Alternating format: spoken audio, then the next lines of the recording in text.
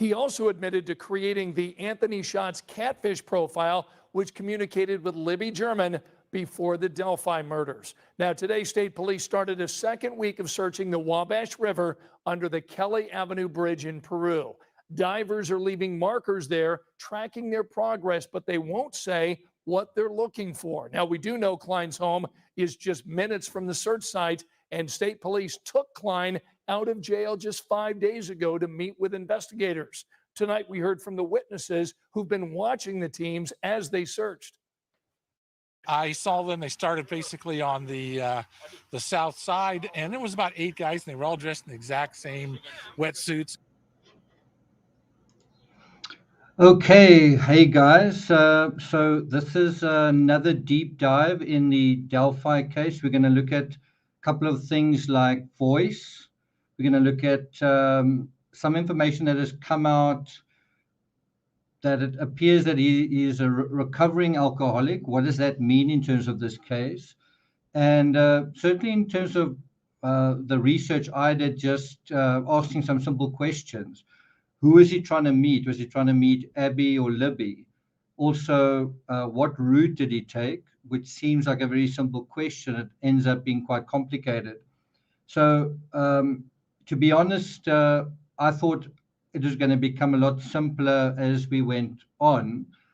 And although the how question, how is there a connection between, or how did the police make the connection? To me, that has been simplified in my mind. Whether I'm right or not, we'll see. But a lot of the other questions are, anyway, you can see why this case has taken 5 years to figure out. Which route is actually quite complicated. Do you remember in the previous live, I asked you guys to imagine bridge guy walking in the other direction, right? Now, although that is sound, although the idea behind that is sound, that he probably washed his clothes or he had to think about his clothing and how that appeared, I don't think he actually walked back on the bridge, right? I don't think he took the same route back that he took there. And so we're going to deal with that. You're only going to come to that sort of realization when you know the maps, when you know the crime scene minutiae, right, which you're going to look at. The other thing that we want to look at is just a question of time. Okay, so we're gonna examine time in a little bit more detail. There's a excellent little quote, very memeable quote in the Lord of the Rings where Bilbo Baggins says, "The answer is time." And so we're gonna try and see if we can get some answers. Before we continue, let's have a look at some of who's here. SM Kovalinsky, to Helen Back, good to see you here. Terry Dean, always good to see you. Thanks for being on such short notice. I was actually going to do this about half an hour later, but I woke up a little bit earlier.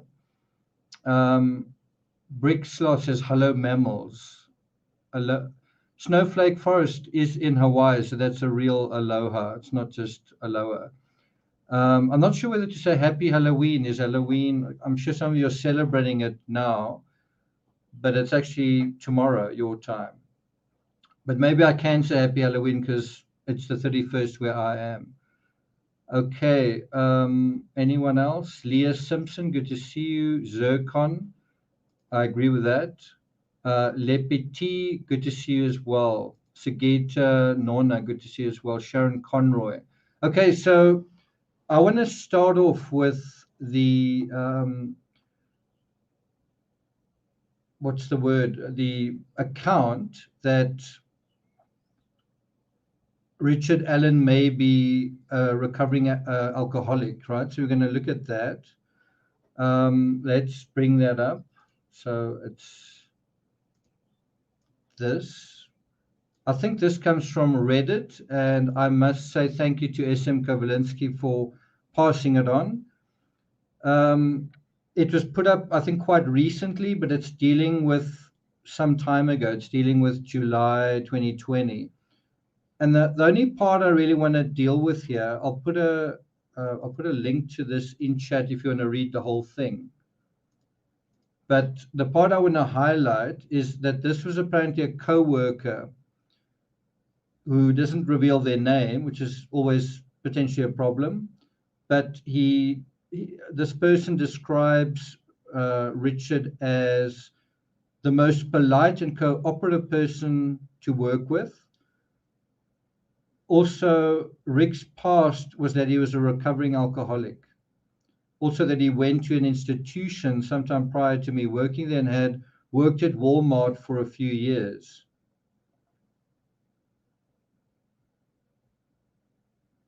Rick never pinged on anyone's radar. Now, what stands out to me with that sort of thing is I keep getting a very weird Jeffrey Dahmer vibe with this guy. And I don't mean that I think he's a serial killer. I simply mean in terms of the sense of insufficiency, in the sense of he feels very trapped in a humdrum life. And we know that there's some similarity with Jeffrey Dahmer also drank a heck of a lot, right? Jeffrey Dahmer had certain demons that he was trying to sort of deal with. And you get the feeling that for whatever reason, whether it was how he grew up at home or whatever, that Richard Allen may have something similar, not as extreme, but something similar. We know that Jeffrey Dahmer was drinking as early as high school, and that drinking was part of the fabric of all of his crimes. He would go to a bar and so on and so on. The fact that this statement says that he was institutionalized, where is it now? Where does it say? Went to an institution, suggests that it's not just someone who drank every now and then. It was actually quite serious. So whatever demons he was facing were obviously quite significant. What's the other thing? And then he worked at Walmart for a few years as well. What that seems to suggest is someone who was struggling to self-realize himself, right? I think a lot of people have already noticed that he seems very deadpan in a lot of photos. There's not a lot of facial interaction. He doesn't seem to smile at all. But particularly, when someone puts a camera on you, you tend to respond to the camera. He doesn't. And so one does wonder what is his backstory. And the fact that, I don't want to even say it's a fact, but it appears to be so, the notion that we're dealing with someone with a troubled past fits into the profile of this sort of thing. What happened with the Delphi murders is troubling, right? It's the past that revisits the present. It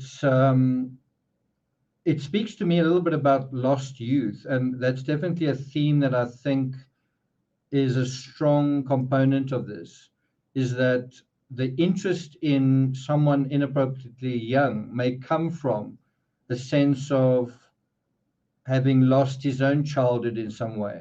And that's speculating, and we'll see whether that'll turn out to be true. But I wouldn't be surprised if it is true. Let's have a look at some more of your comments.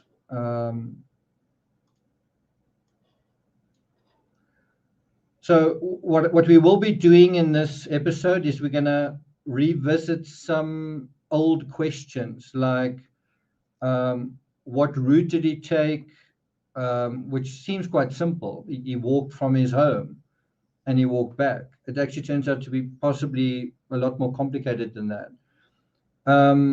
What time did this happen? As I said, also who was he targeting? That's really how this analysis came about. I just asked the question, I wonder who he was targeting. Was it Abby or Libby, right?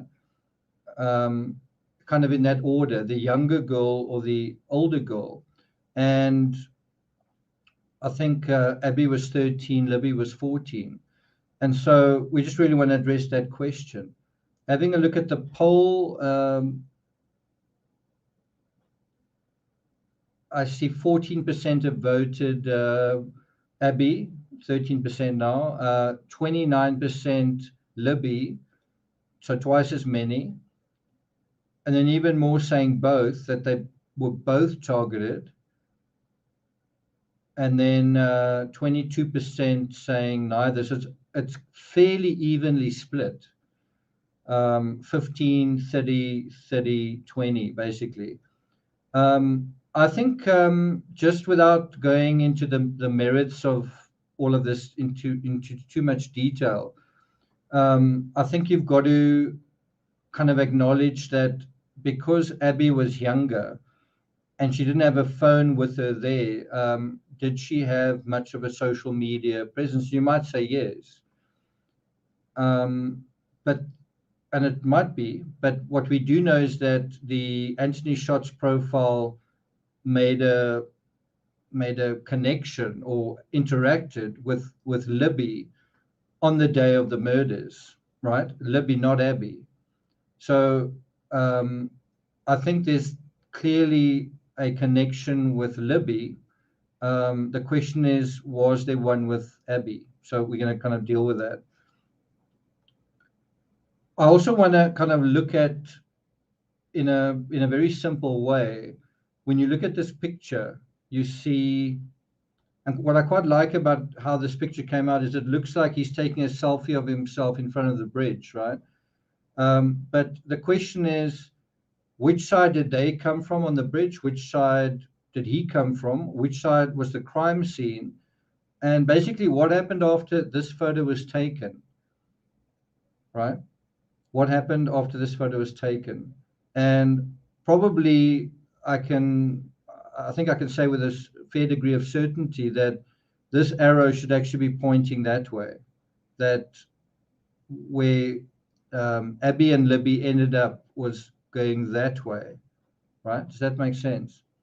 Okay, so let's have a look at some of your comments. Sharon says, I'm clueless on this one. I should ask my friend in Burlington. Julie, good. Okay, so it states on the case, I heard that Libby was in way worse shape, whatever he did to them. I don't know what to say about that. I don't know the case well enough to respond to that. As far as I know, there's just very little information on the crime scene. We are going to look at where the crime scene was. We're going to go back to the maps. We're going to look at the map, and this time I'm a lot more au fait with the area. I have been traveling via Google on the roads and so on, so I'm a lot more familiar with this whole area than I was. So I've got all these things in there, and we're going to kind of zoom in and get to know the mapping side a lot better. The weird thing is, the more familiar you become with the map, the more kind of complicated it gets, which is unexpected. You would imagine, like in the Kylie Rodney case, when you get familiar with the map, it feels like you move in the right direction. Over here, it unexpectedly gets more complicated, which shows that there's no surprise that the case was difficult. The mapping side is not as simple as you'd think.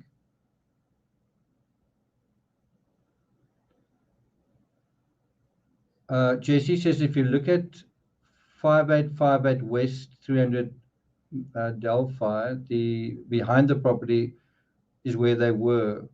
Yeah, they were found in this area. Let me show you. They were found. Well, shall I just put that address in? But they were found on this side, around about actually not, I don't know if it was that far, but they were found that way. I think they were found somewhere there. But let me put in that address, see where we get to.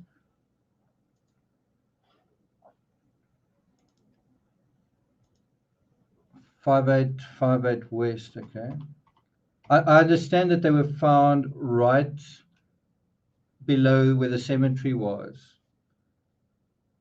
300 North Delphi. Okay. Yeah, so that's pretty much what the maps show. Let's bring that up a bit bigger. Right? I wouldn't say it's quite there. I think it's closer to sort of that area, sort of maybe in this area. But it is very close to private property. So we're going to talk about this map, but I think we need to go to it in a sort of step-by-step process. Okay.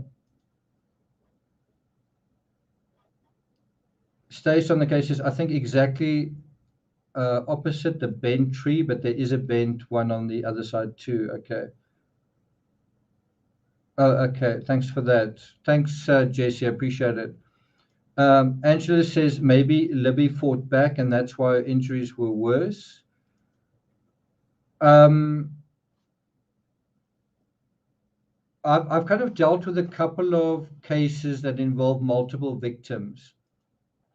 The West Memphis 3, there's some cases you wouldn't have heard of, like Crickwistat, where parents were killed and a sister. In that case, the sister was far worse off than the parents. And you've got to look at that aspect. I think some people call it the victimology. You've got to look at, there's another case, the Ingalot's case in South Africa, where there was incredible brutality involved, and you've got to not just pass that off as maybe this, maybe that. There's often a deep psychological, very emotional attachment potentially, either to that person directly or in a symbolic sense. And so you want to really look at that sort of thing. And we are going to look at the connection potentially with Abby and with Libby. We are going to look at that.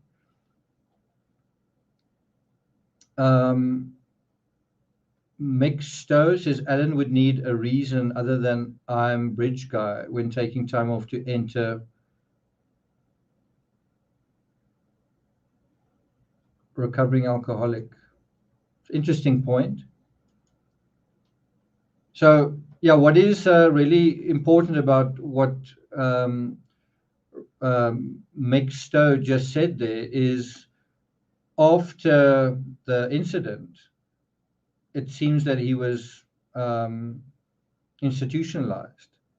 So you can imagine keeping certain secrets and having a certain inner life is not going to be easy. And I think the impression one gets in a way with Jeffrey Dahmer is the same impression one gets to some extent with Richard Allen, which is there's a very blank exterior, but underneath is a raging monster in a sense. I don't like to use that term, but I just mean that there's a lot going on beneath the surface.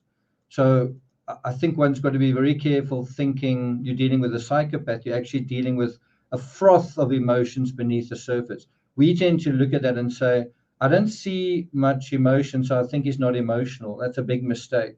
There are a lot of emotions. There's a lot of sexual feeling and frustration and all of that kind of going on. If you think about yourself, you think about what a cosmology of like what a galaxy of feelings are going through you every day. Don't imagine that that's not the case with criminals. If anything, those feelings are more extreme. We tend to think that they're less, but they're actually more. Right? There's a lot going on beneath the mask. Okay. Okay, so let's have a look at some of your comments, and then I want to kind of get into our analysis. That's quite interesting. I definitely think Dharma did. It would be interesting to know what Richard's relationship was like with his mother, and also what it was like with his daughter and with his wife.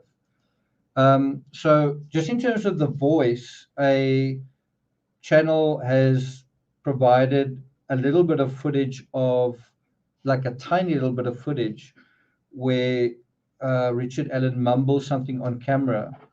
I could be wrong. I think they were in Vermont or somewhere, but they were on a ski lift, I think.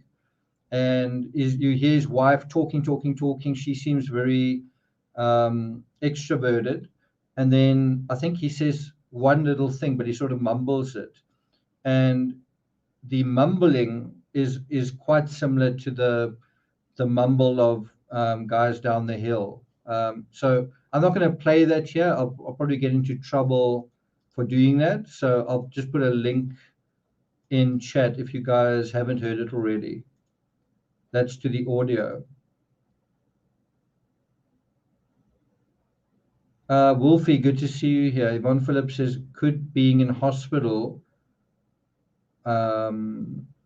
be a good way to hide?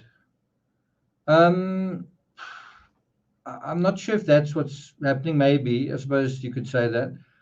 I think it could literally be struggling with his mental health. You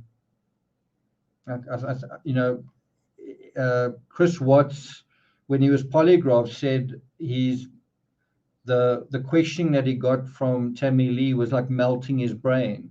The effort to try and hide certain things was, he said, melting his brain. We tend to be very judgmental of criminals. We don't really credit them an inner life that they feel uncomfortable, that they feel stress, that they feel guilt, right? They've got all of these feelings that they're trying to keep a lid on, you know.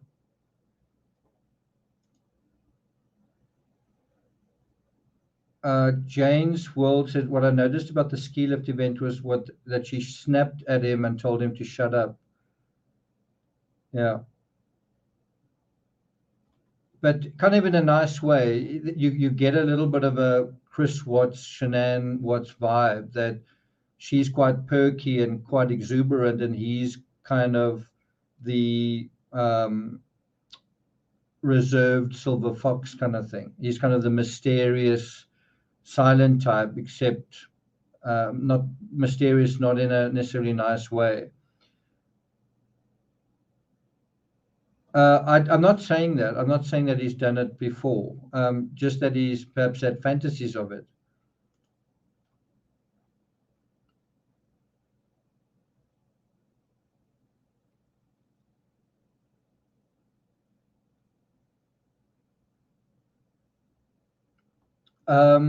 Sharon says, which young girl is on the right in the background? Well, as far as I know, that's Libby.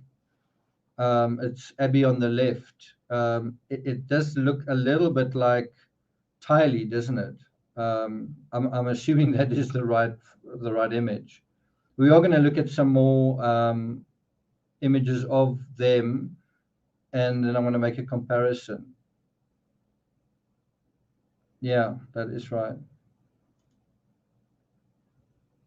That I also thought so, but it's such a small amount. But did you notice it was very mumbly, very, very mumbly?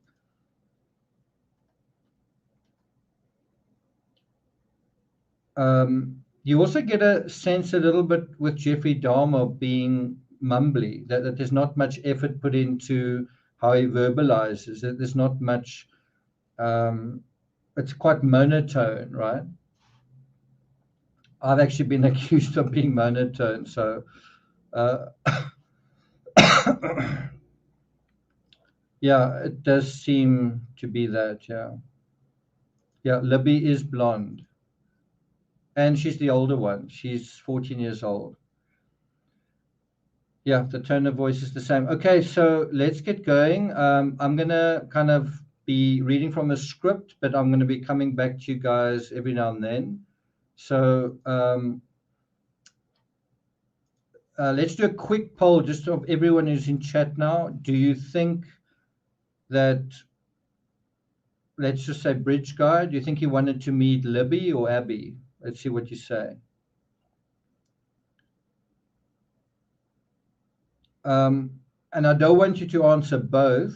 I want you to answer one more than the other. So you could answer both, but instead of answering both, answer which one more than the other if you do think it's both. Let's have a look at what you say. Jane Sly, good to see you from New Zealand. So quite a few of you are saying Libby. Yvonne Phillips also Libby. Julie says his wife's Facebook has a posting of a black cat who'd been put to sleep due to a return of sarcoma. There is this question of, was a pet buried in the back garden? Because there's also this idea of animal hair at the crime scene. So there's this question, was a pet buried in the garden? So it is quite interesting. I'm seeing a lot of Libbies. I'm definitely seeing a lot of Libbies. Yeah, there's definitely good reason to believe Libby, but there is also reason to, what's the word, to see Abby targeted, and we're going to deal with that now.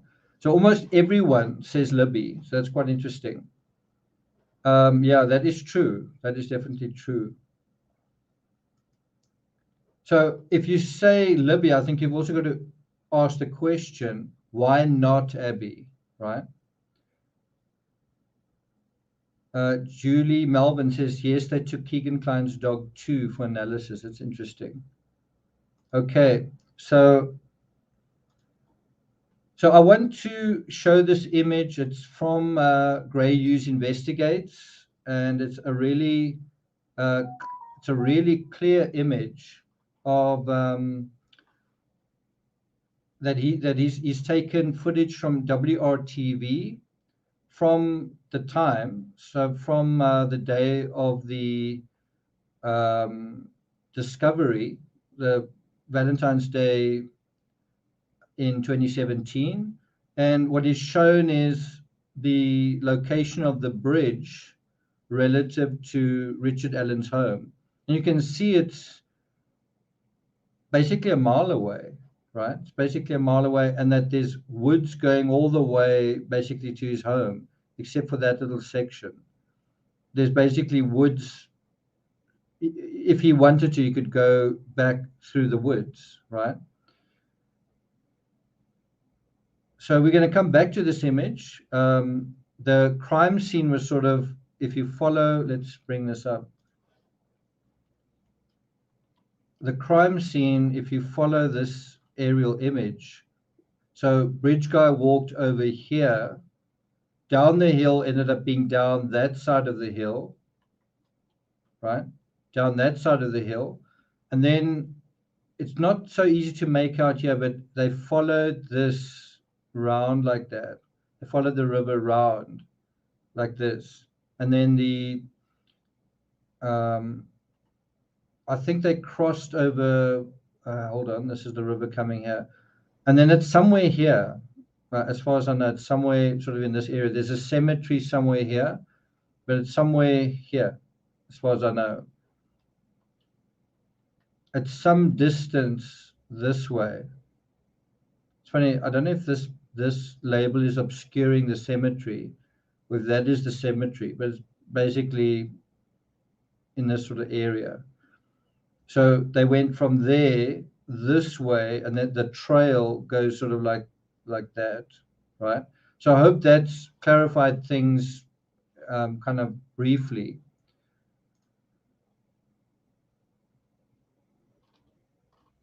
So was Bridge Guy there to meet 13-year-old Abby or 14-year-old Libby? And if so, if it was a pre-arranged meeting on the day before Valentine's Day, did he tell one of the girls, I'll meet you on the bridge at 2 p.m.? Do you think this happened? again, it's a question to you guys. Do you think there was an arrangement that bridge guys said to Libby, I'm going to meet you at that time. I'm going to meet you there and then, right? Do you think that that's the case?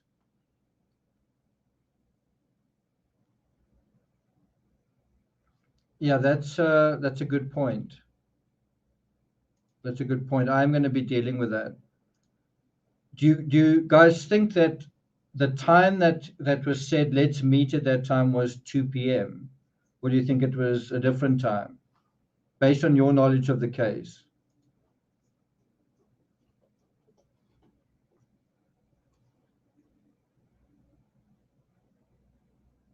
Beverly Lawyers says, Nancy Grace said he may have been caught by ancestor DNA. It does appear that DNA is a factor in this case. We're going to deal with that. So SW Firefly says, I'm not convinced it was planned. And unfortunately, I've got to say that definitely is a possibility. Like, the more information I got, the more it seemed like Cheapers, that takes me in a different direction. So let's go into the scout mindset, right? And let us let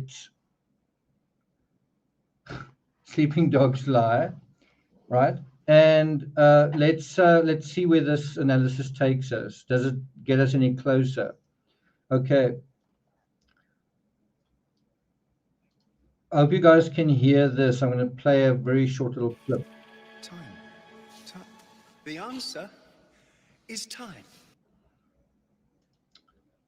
We know the girls were dropped off by Libby's older sister, Kelsey, at 1:35 p.m. That gave them 25 minutes to get to and onto the bridge. Now, that's obviously in a situation where we accept that the 2 o'clock time is the agreed time. That's an assumption we're making, right? So it makes sense, if they were dropped off at 1:35, that it was to be there, possibly in order to meet someone 25 minutes later, to be there on time. And so one of the things you want to do is go to the trail and look at how long it would have taken to be dropped off at the obvious trailhead spot and get to the bridge. The hike that's in that area is basically, you walk through the woods to the bridge and back. That's really it. You don't walk across the bridge, you walk to the bridge, and then you just come back. That's basically the hike, as I understand it. Okay. Julie Melvin, what does she say? Julie Melvin seems to know this case quite well. I think she's referring to the Kegan Kline transcripts. Is that right? Okay. They said it takes 10 to 20 minutes to get across. He wanted to make sure they were on the far side. Yeah. It's quite interesting. So, Wolfie, when you say that, do you think he wanted them to cross over the bridge? And do you think they did? Jane says maybe he was offering to take photos. Okay. Okay, so yeah, that's definitely quite an interesting point, is that he wanted them to meet him on the other side of the bridge, right? But there are a couple of difficulties dealing with that. So obviously, I've never hiked the Monon High Bridge Trail, but just from how I've looked at it, it looks like it's 10 to 15 minutes is how long you would get from this point. That's where the trail starts. Let's just do that. So going there, you can't really see, but there's actually a trail going through here. I guess there's another part of it. And then it goes along, I guess, following the river. And then you can kind of see there's a line there. There's like a slight line which connects to that section there, right? So it takes around about 10 to 15 minutes to get from there to the other side, right? That is around about 10 to 15 minutes. And you can see it's kind of just straight there and back. It's kind of just a straight path. And the idea is that you're there and then you go back. You're not supposed to cross this bridge. There's no trail on the other side, right?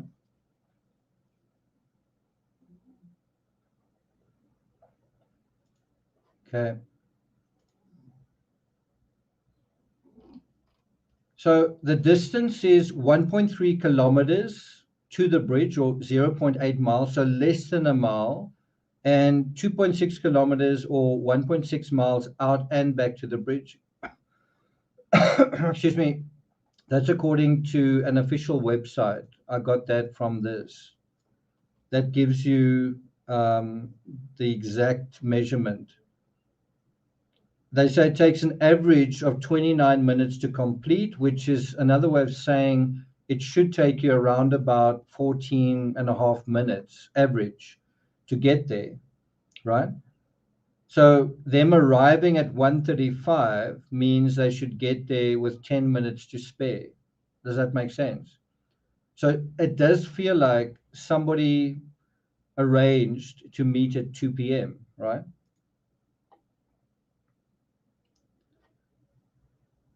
Okay. It's also possible bridge guy wanted the girls not to meet him by the bridge, but on the bridge, on the middle of the bridge, and as someone has suggested here, on the far side of the bridge. So on the, I think that's the, let's just have a look. I think it's the south side. Right? And what would be the reason for that? Why would he prefer them to be either on the bridge or on the far side? What would be the reason for that?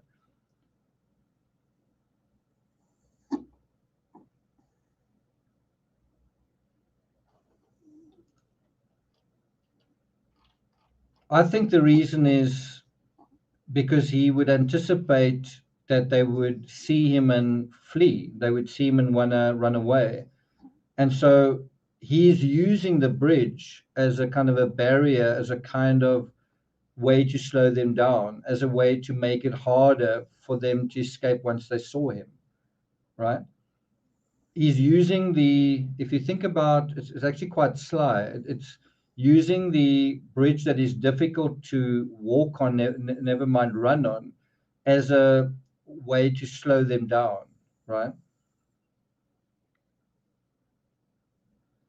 Yeah, it's a kind of control. So in the same way that Jeffrey Dahmer, I don't know why I keep going over to him, because it is a totally different crime in a sense and a totally different fabric, but he used chemicals to slow down his victims.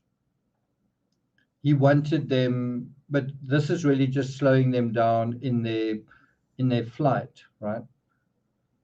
Yeah, you're not going to run down that bridge.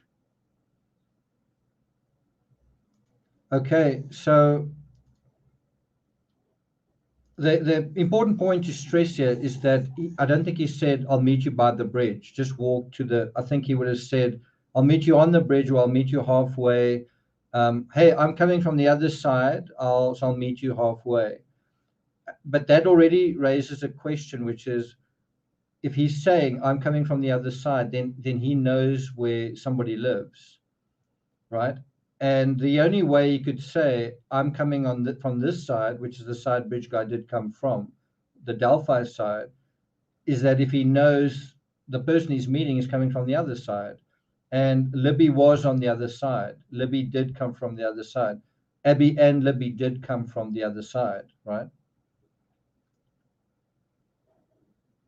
Yeah, good to see you here, Matt. Okay, so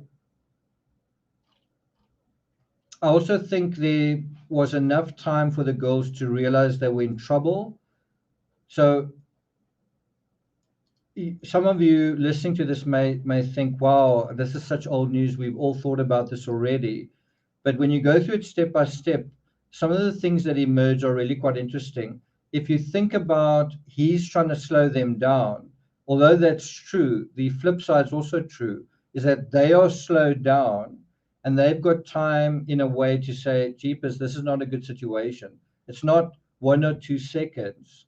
It's maybe not even 10 seconds. It could be 30 or 40 or 50 seconds or even 2-3 minutes where they are realizing, okay, that's not a young buck that's walking down the trail. That is someone we need to get away from. And so as they're trying to get away from him, they realize, okay, what can we do? And maybe Libby decides, well, I'm going to take out my phone. That's going to discourage him. In other words, it's not this, there's a few moments for this to happen. Remember in the previous video, I said, I believe that that bridge guy saw himself being recorded, right? Now, in a situation like that, where they're fleeing off the bridge over a period of a minute or even more, and then they stop, and then they, Libby lifts up her phone like this. She's not like doing that. It's unfortunate. I suppose she could have called the police or something, but probably anticipated that it would take them a while to get there. But instead, she takes video of him. And although I agree that you would probably be looking down, if you're pursuing something in that situation, if you're pursuing someone, you would want to know how far are they getting away from you, what are they doing, all that kind of thing. So I do think that bridge guy did see that he was being recorded and then committed the crime anyway. That's just my view. Do you guys agree with that? That there was enough time for the girls to realize they were in trouble? And I think that's kind of it's not rocket science, and it's not a big insight, because the fact is Libby took video and audio. So she definitely knew that she was in trouble. But I think this idea that she didn't have time and she quickly took some video and bridge guy didn't even see that, I don't think that's true. I think there's a lot more time taking place. Yeah, that's absolutely right. And that's why I say the answer is time, right? So in the same way as in the Kylie Rodney case, where you've got to ask things about how long would it take the vehicle to sink? In other words, how much time does someone have to potentially respond? You want to get an accurate sense of the emergency situation here. What were the options, right? Okay.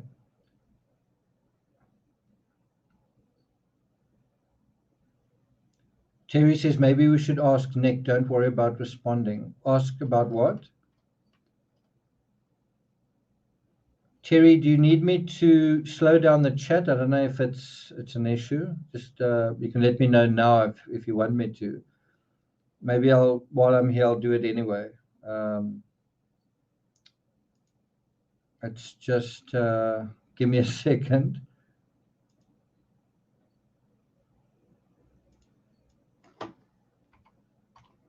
Okay.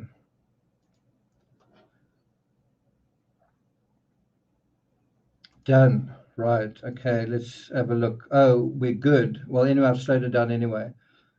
Julie says, it's evident half away someone passes towards you at the south end. I felt, who's that? That's interesting. Okay. So Julie, are you from the area? If you are, please get in touch with Terry. Please send us some of your photos if you've taken any. If there's anyone here that's a local, it would be great to get some of your photos from there. So let us know. Kay says maybe they were starting to walk away or leave, and then someone said that. Okay. Jane Sly says, I don't know, he might have just chatted away to them like he would with his daughter, so they felt okay with him. That's also a really good point, is he may have started off just almost pretending I'm just walking here. Sorry, are you waiting for someone? And what's quite interesting from this, sorry, is it that, where is it? What's quite interesting from this description is he's apparently quite a nice guy when you talk to him. This person says he was the most polite and cooperative person to work with, that he never pinged on anyone's radar because he was literally one of the nicest and joking people working there. He didn't seem paranoid or afraid of anything, right? So looks like he's got this sort of nice guy thing going on. So maybe he used the nice guy thing with Abby and Libby. They first were very worried, and then he did the nice guy thing, got them comfortable, and then pulled out a gun or did whatever. There is reason to believe that, and part of the reason to believe that is I think some of the footage is timestamped 207, correct me if I'm wrong, and some of it is timestamped, is it 213, somewhere around there. So it seems like they were talking for more than 5 minutes. That's why I say there's an aspect to this case that's gets more and more complicated. Just want to have a look at some of your comments. Zircon says he didn't sound nice to me. Well, this is a co-worker, right? So this is someone who had many close encounters, and that's their impression. Dharma was also very good at charming the police, and he was quite a convincing liar, right?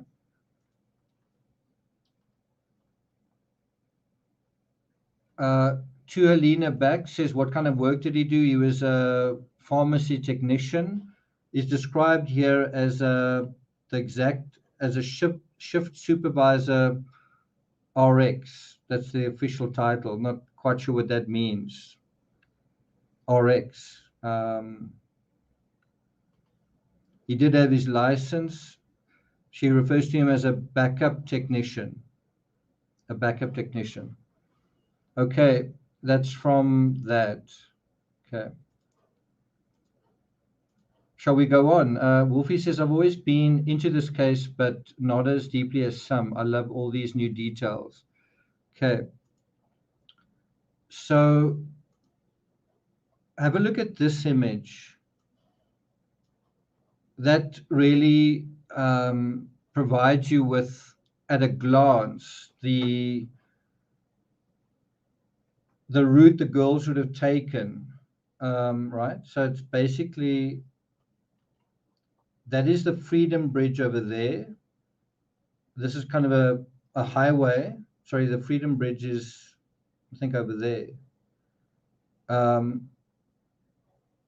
Hang on, unless I've got it wrong. But anyway, there's a major bridge somewhere around here. Actually, I think it is there.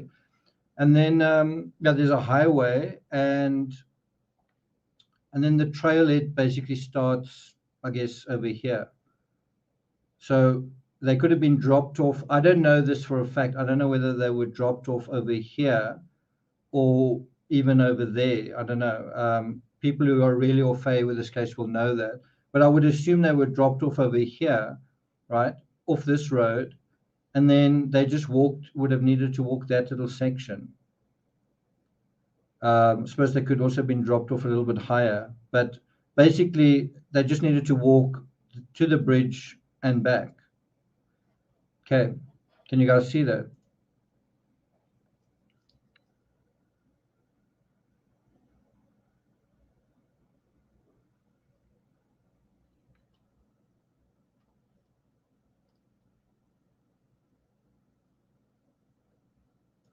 I think that's right, Janae. I think I agree with you. I think so even if Libby was going to be meeting someone, I think they both thought we're going to be meeting a really hot boy, right? And this is really exciting, and who knows what we could do on Valentine's Day. And it's really important to go into their psychology as well. What did they want out of this experience? And was Bridge Guy cynically using that mischievous side to a young girl, or a young girl becoming an adult in certain ways? Was he using that for his own advantage, right? Basically catfishing. Okay.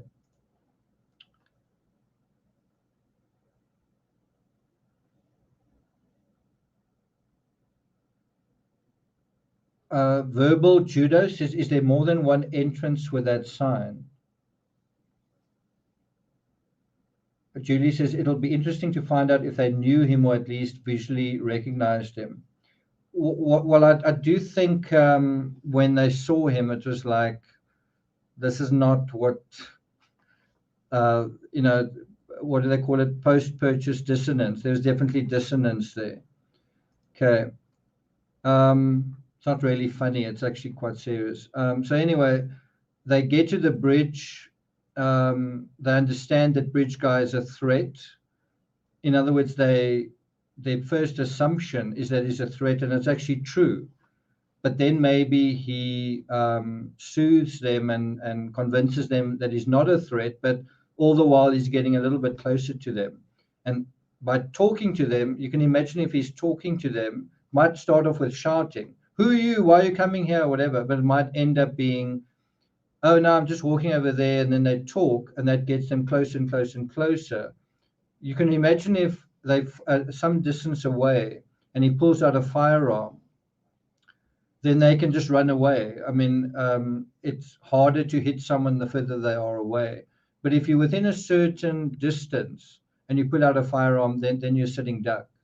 And he wants to probably close that gap. But he can close that gap if he can start to engage with them. If you can start talking to them, saying, "Oh, are you meeting someone here? Yeah, I actually saw a guy that way. Yeah, he was wearing a kind of a baseball cap." And then they get interested. Maybe they walk closer to him. And then, right, so that's maybe what happened. Think about it in the same way Jeffrey Dahmer created all these situations where he would lure and trap somebody, get them comfortable, and then he would spring his trap. It's the same kind of thing. Remember, because there are two girls here, it actually makes the stakes a lot higher. He's got to make sure he gets both of them, because if one of them runs away, the game's up, right?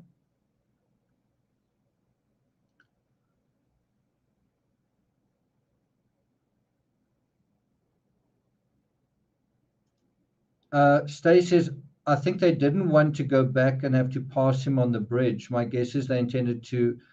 Stay said, if I understand that correctly, it feels like you're assuming that Bridge Guy was on the far side, so that they just needed to turn around and go back the way that they came, right? That's the way I understand it. Unless I misunderstand it, did Bridge Guy come from that side, or did he come from that side?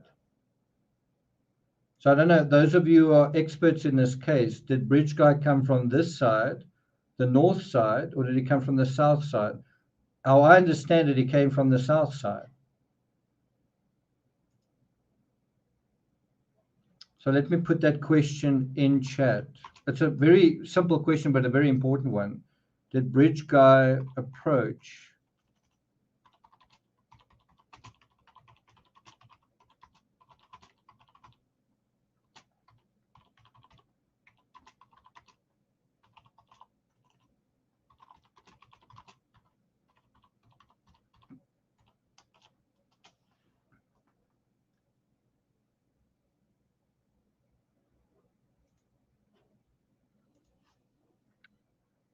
Diana Sissy says, who knows? Well, there's footage. So, for example, the forest in the background would be slightly different, and the idiosyncrasies of the bridge would be slightly different.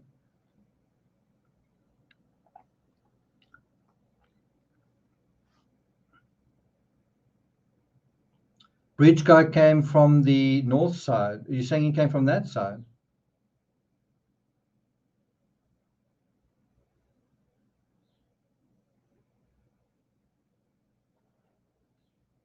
Some of you say south. Wolfie says south. No, the south side is that side. The north side is that side. Let's get that sorted out. The north side is the Peru side, Kegan Kline. The south side is that side, which is where let's bring this up. The south side is the Delphi side, is this side.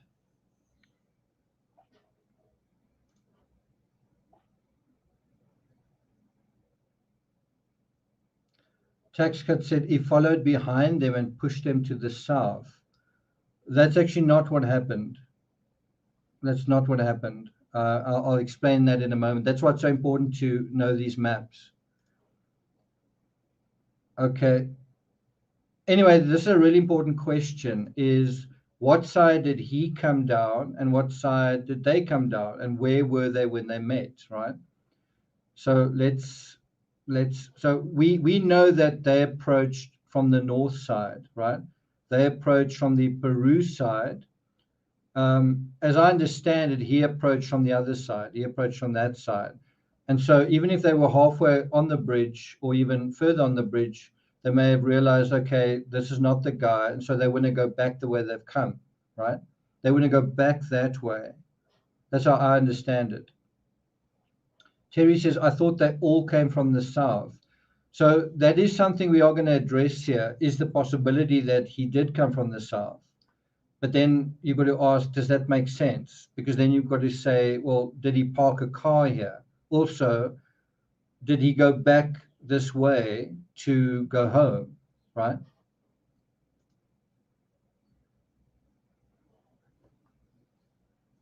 Can you guys see that map? Oh, is it hard to see the cursor? Okay, well, it's there. So if he came from the north side, right? If they came from the north side and he came from the north side, are you guys saying that they were dropped off from the south side as well? Because Kelsey dropped them off, and Kelsey was with, yeah. So I mean, that is quite an interesting question. There's just not a proper hike from this side.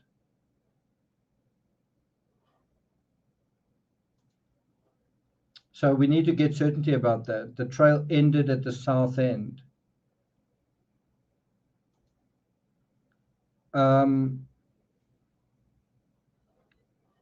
Yeah, I'm not quite sure what to say about that, because the trail, that's the trail. That's the trail. That's the north end. So, yeah. It became private property at the south end. Yeah, that's also true. Okay, so I don't want to kind of get bogged down. It's difficult to know who here knows the case really well, and also who are making assumptions and who maybe don't know the difference between north and south. I'm going to just take you through my analysis and see where it takes us. You might say, well, that's totally wrong, or you might say, oh, I didn't know that. I think it's really important to say where the crime scene is, because you've also got to say, if they went across the bridge and he said down the hill, well, that's where the crime scene was, on that side of the bridge, right? That's what I sort of try to emphasize right in the beginning. Maybe I should bring that image up again. If you look at this image, Richard Allen lived over here. That's Delphi here. That's the south side. That is the north side of the bridge. The crime scene was over here on the north side of the bridge. And I'm saying, I thought he walked from the south side across and they came from that direction, right? Now, one of the reasons why you would imagine that he wouldn't just go the same way as them, in other words, he wouldn't just drive a car there and get out the car and go where they were and commit the crime, is he's got to go all the way back. He's got to go back on a public path after he's committed a crime and is now full of blood. So it's not quite as simple as that he would just go the same way that they came, because he could be seen by the people. The other thing is there's the risk that his vehicle could be seen, and so that's going to get him into trouble. And why even take a vehicle when he only lives a mile away? So you can imagine he doesn't want to take a vehicle. Makes sense? Does that make sense? Okay. So a firearm, I believe, was used. I agree that a firearm was likely used to gain instant control of them. Bridge guy would have known that if he fired a shot, there was no one for miles around to hear it. On the other hand, if he fired a shot right by the bridge, it could draw attention. So he would prefer not to fire a shot, right? And I think it's quite an interesting question. Did he ultimately fire a shot? I think he was using the gun for control. I don't know whether he ultimately used it. It's also possible he used it on one of the girls to frighten the other one. That's another possibility. Certainly not a nice thing to think about.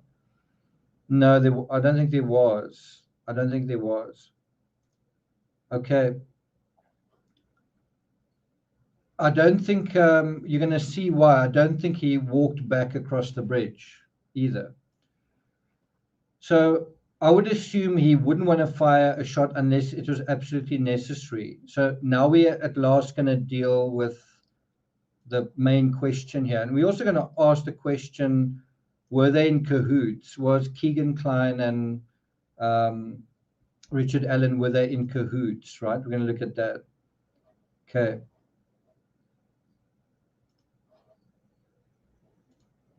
So in terms of this idea, who was the primary target? Did Bridge Guy go there to meet Abby, or did he go there to meet Libby? I think it's worth noting that it's Libby's sister who drops them off, which suggests Libby made arrangements for Libby, right? Was Abby her backup? Why was Abby there if Libby was, if this was Libby meeting someone? Why was Abby there?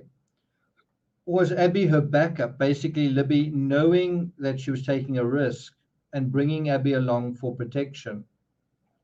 Or was it the other way around? Now, I think it's possible that Abby was the primary target. I don't think you can exclude that because Abby lived near to Richard Allen. So if you say the social media shows that Libby was the target, well, the geography shows that it could have been Abby. That is the distance from Abby's home to the bridge. Can you guys see that?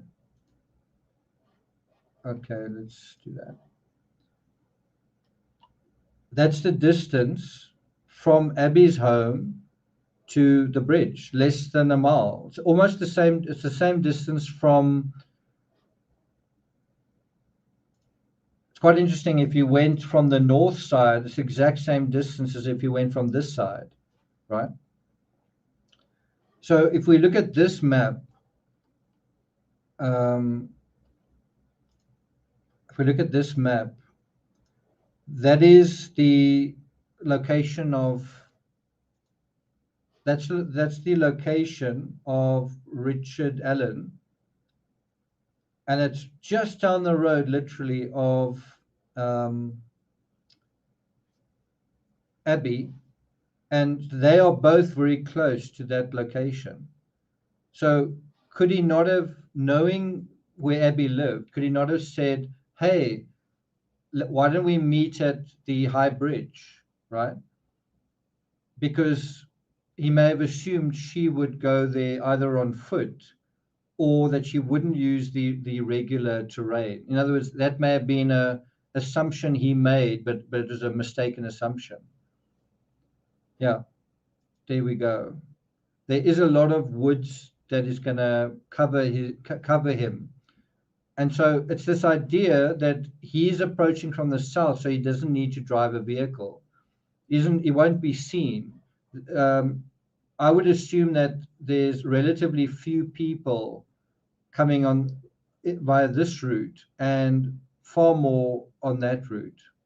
But I could be wrong. I'm not from the area.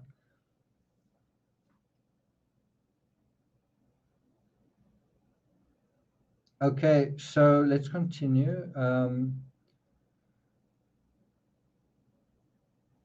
So if you think about it in another sense, wouldn't Bridge Guy, excuse me,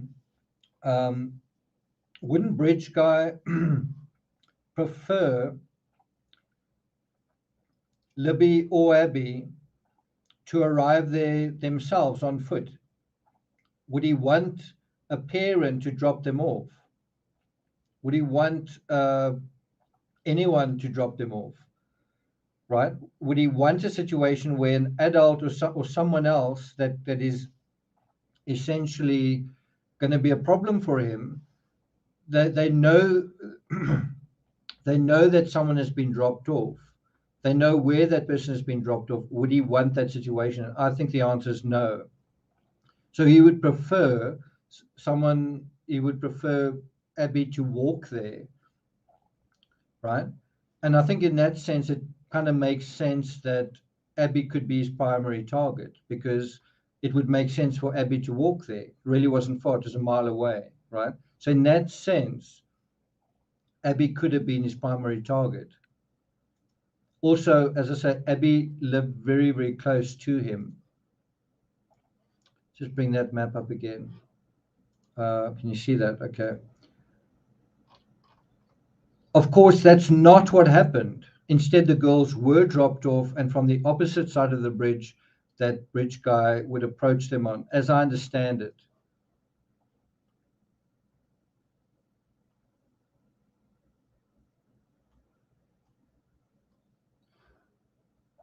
Now, I don't know this case well enough to say, in this image, they are now on the far side of the bridge.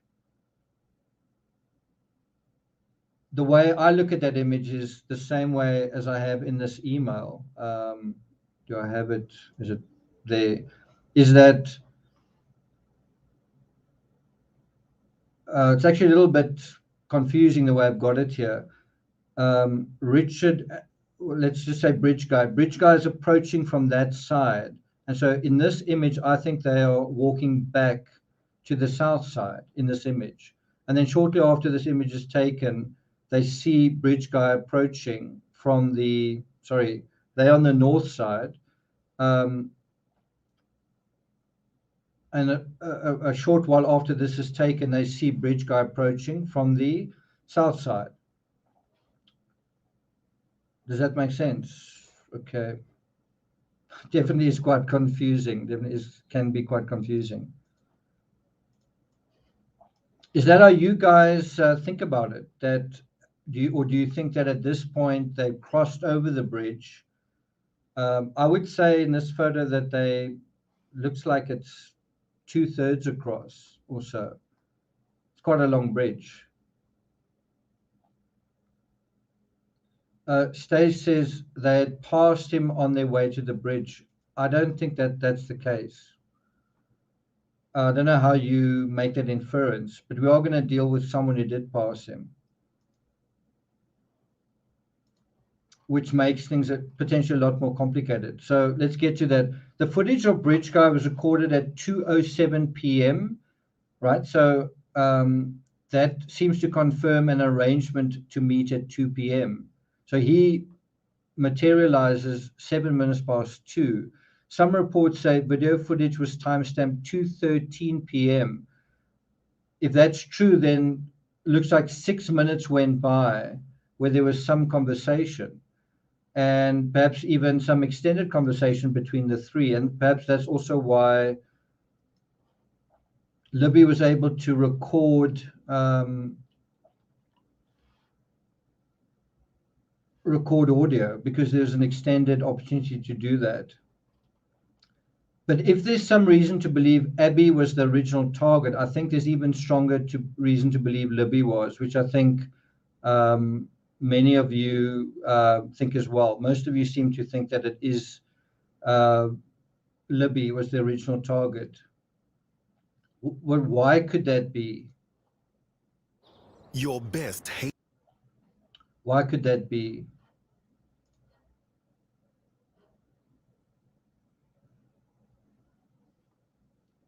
Any thoughts? We've kind of touched on it again, but let's think about that. Why could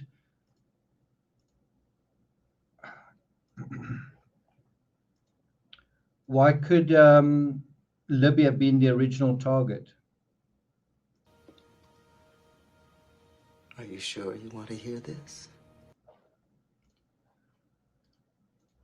So I'm sure many of you have seen this image. Why is it not coming up? Is it just blown up? That is Kathy Allen. I'm sure you've seen that image. It also would be interesting to know from what side of the bridge was that image taken. Could just be interesting to know. This is Richard Allen's daughter, about 3 to 4 years older than Libby at the time of the murders. This was taken in 2018, July 2018, so a year and about 4 months after the murders. Do you guys think that Libby resembles Kathy?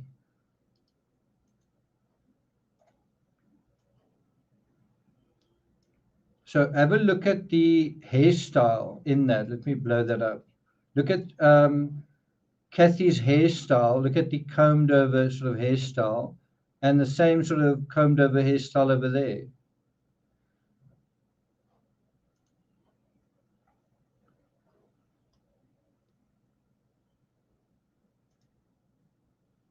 That's also true. Yeah.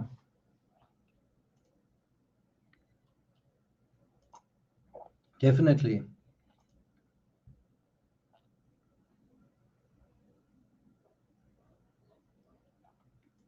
Good point.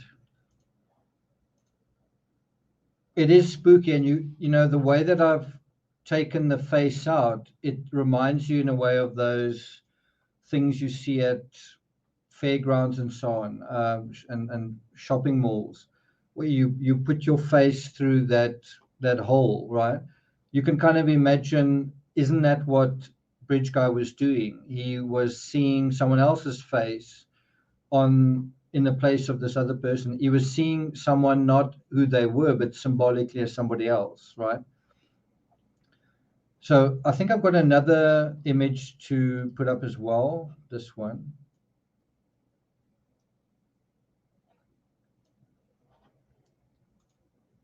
And when you look at that, you get a sense not only of similar hairstyle, similar color hair, but also that there's a similarity in, how can I put it, basic body shape, right? We also know that instead of the girls approaching the bridge from Abby's side, which would sort of make sense, they were dropped off from the other side, which was safer, but it was also Libby's side. So if you look at this map, that is where Libby used to live, and that is the simple route to get to. Sorry, that's actually not the route. The actual route is through there. That's another route to the bridge. It's actually to there. It's actually quite amazing how close you can get to that bridge by car, but from the south side. So I've got to say, I don't know for a fact, I just don't know. I don't know for a fact what side of the bridge they were dropped off on. I just don't know. That's quite important to know as well. Anyone know that for a fact, like on what side of the bridge were the girls dropped off? I'm assuming it was from that side, but I see you can get right there. So it definitely is quite confusing. ATXville says they never crossed the bridge together. Okay.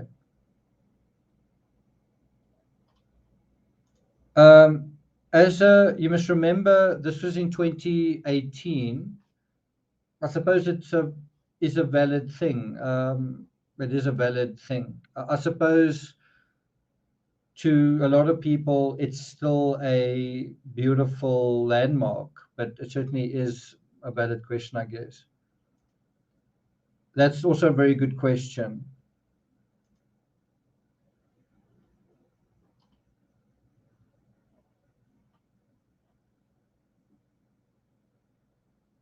Okay.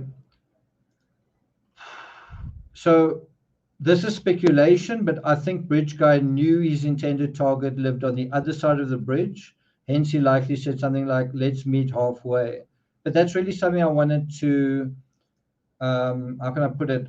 I think there's a strong, whatever side anyone approached on, I think there's a strong reason to believe that the girls were on the bridge, and that the terms of the meeting was, I'll meet you on the bridge, or I'll meet you on the far side of the bridge. I think that was stressed, because I think and I think if bridge guy had his way, I'm going to make this explicit later on. I think if bridge guy could have waved a magic wand and had things happen the way he wanted, he would have had the crime occur on the other side, because there was quite a big, that's why the crime moved so far, because in other words, he was looking for seclusion, he was looking for a private place. Well, the side of the bridge where he took control over them was a very dangerous side, because lots of hikers could come along there, so he needed to move them away. It would have been a lot easier if they were on the other side of the bridge and stayed there, and he could have moved them just down the bridge from that side, right? You wouldn't have had to move them that far either. Okay. If this doesn't make sense, when we deal with a crime scene, it'll make a lot more sense. Yeah, the photo was taken in 2018, July 2018. You can just see it there at the bottom. July 5, 2018. Unless, yeah, I mean, that I think is accurate. So now I'm going to deal with an aspect that you probably not, some of you aren't going to like. It's the psychology of the girl. So we tend to focus on bridge guy being the bad guy and bridge guy being evil and whatever, but there's also another side to the story. It's the interior life of these girls. It's the interior life of all young teenagers. What excites them? What interests them? What are they thinking about approaching Valentine's Day? We've just had Halloween, and a lot of young people and not so young people want to have a lot of fun going into Halloween. But let's think about the interior life of a 14-year-old, right? And that's kind of this subject matter. You know, what are they? Why are they there, right? It's not just someone said, let's meet on the bridge. There's something beyond that, right? What is going into that? So Pearl Harper says, okay, that's interesting.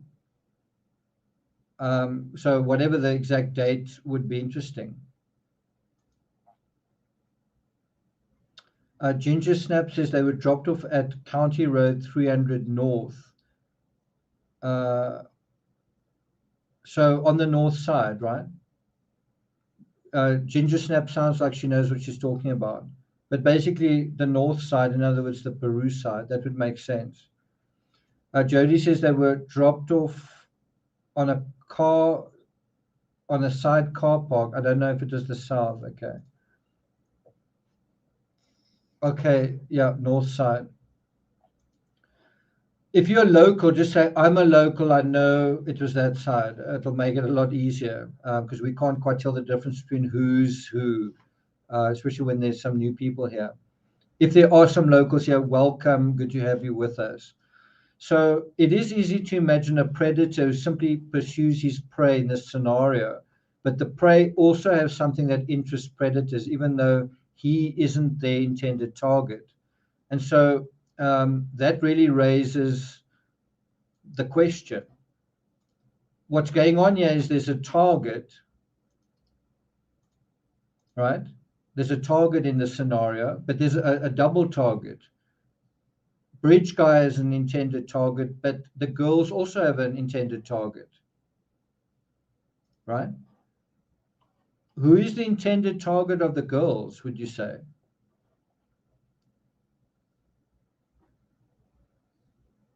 Lisa says they all entered from the south side. Okay, wow. Okay.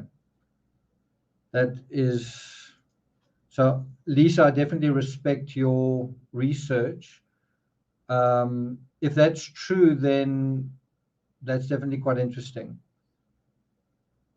Okay, so that's what Lisa says. Good to see you, Lisa. Happy Halloween. Okay, cool. So let's continue. So who is the intended target of the girls?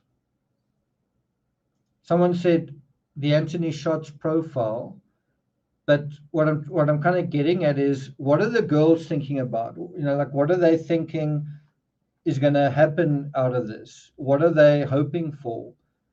What is supposed to be the fairy tale for them?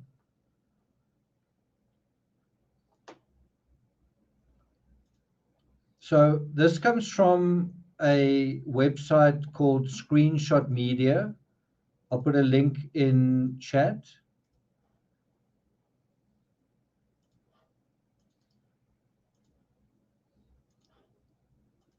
And I'm just quoting from that website. It says, it was Kline's use of his fake profile that allowed him to catfish underage girls.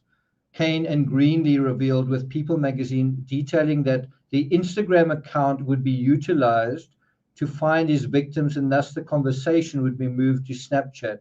He'd find them on Instagram, and then he'd move it to Snapchat. And he reportedly received more than 100 sexually explicit images from about 15 minors. What do you think those minors are trying to do? What do you think they are trying to, what do you think they're trying to achieve?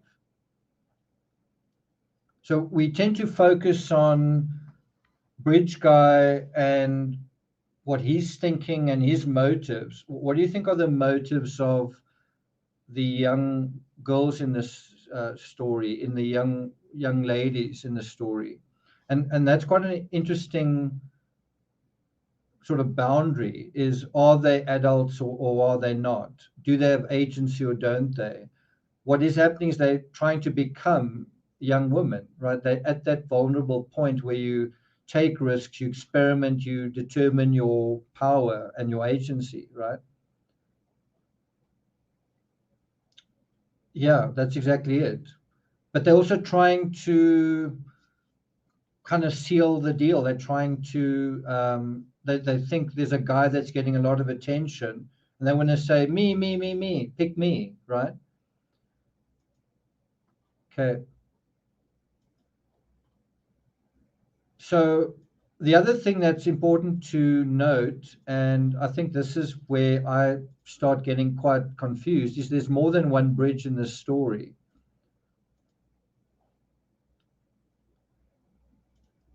Now, I wish I knew the case well enough. I've been saying it throughout. I am quite new to the case. I'm learning things all the time. I've just learned now that, and I assume it's reliably, that the girls were dropped off on the south side, which makes you think, if you take that idea that they dropped on the south side, then you get the idea that Kelsey put, Kelsey and Libby were in the car, and then they went and fetched or picked up Abby, and then it was just around the corner to drop them off, right? It was just around the corner to drop them off. Let's see if I can just bring up that.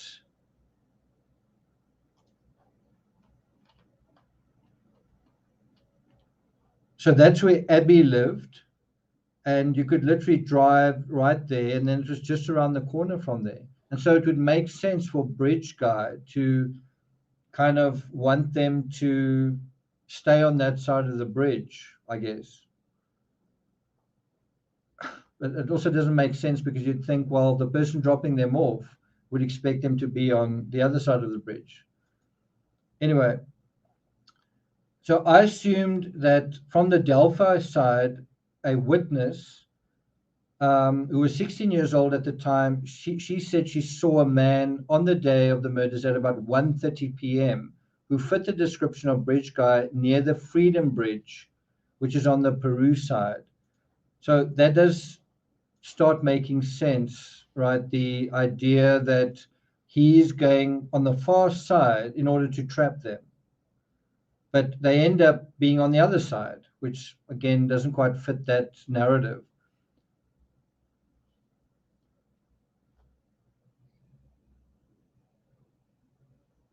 So this is the Freedom Bridge, and the trail, I think, starts right over there, or it could be on the other side, but it's really close to this bridge, right? And apparently a 16-year-old on the day of the murders saw what she thought was bridge guy, and he was on this side. And that just to me is like, wow, that's quite a risk showing your face. But she was the only one who saw him. And the question is, how reliable was this? But anyway, she said she greeted a short, heavy-set man who wore a cap and looked like the photo of Duval that they showed her, but it wasn't Duval. After saying hello, this man looked at her with an unfriendly look and did not respond to her hello. If this eyewitness account is accurate and reliable, it suggests that Abby and Libby weren't necessarily pre-selected, but that it was an opportunistic crime after all. In a scenario where bridge guy is walking back and forth along the trail, doesn't it seem like he was hunting? Right? So when you have bridge guy walking all the way to the other bridge, it suddenly feels like he's not trying to meet anyone on the bridge, doesn't it?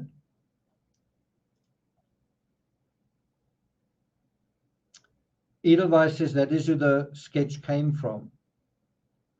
That's why SW Firefly believes that.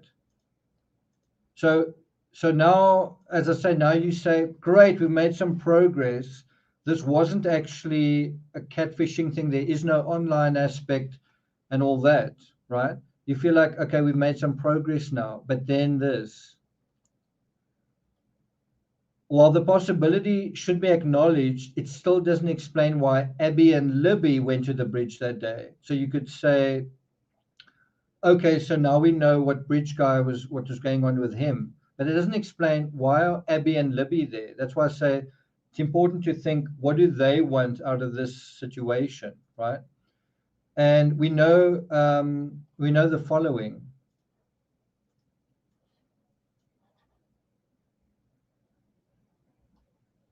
So it could have been a random outing. It could be just being at the wrong place at the wrong time. It could be that they went there to meet, or they would have met Kegan Kline, or they would have met somebody else, and they ended up bumping into Bridge Guy. It could be random. It could be being in the wrong place at the wrong time. I don't know, though. We know that the Anthony Shots account did make contact with Libby through social media. And this happened the day before Valentine's Day, the day of the murders. So I'm going to put a link to that story from Journal and Courier in chat.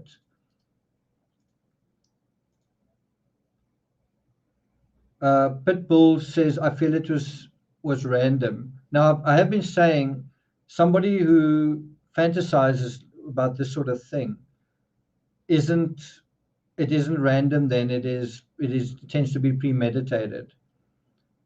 Someone who fantasized and didn't plan anything, didn't have a gun with him. Anyway, I feel like it wasn't random. That's true. Conjay says I think he was hunting as well. Nice avatar.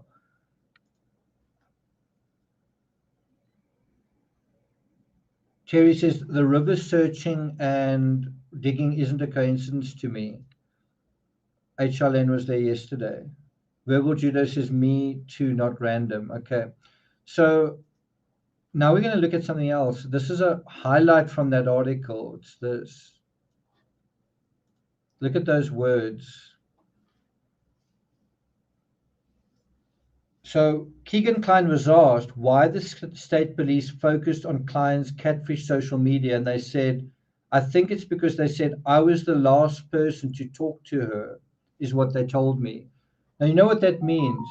The last person to interact with Libby, virtually the last interaction, was with Anthony Schatz. That's big. That's like the last thing you do is you have an interaction and then you go to a bridge. Isn't that relevant?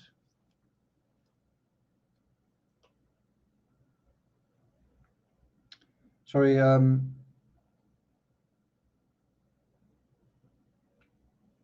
just looking at a message sent by Lisa. See if I can share it with you guys.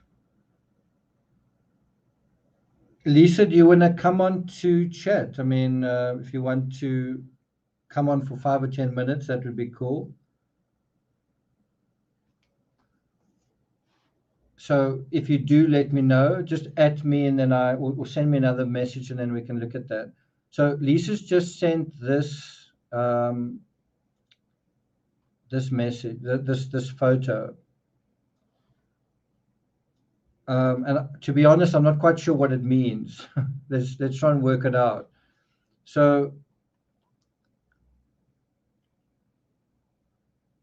I think that is the route that Bridge Guy took. Hold on. I think that's the route that the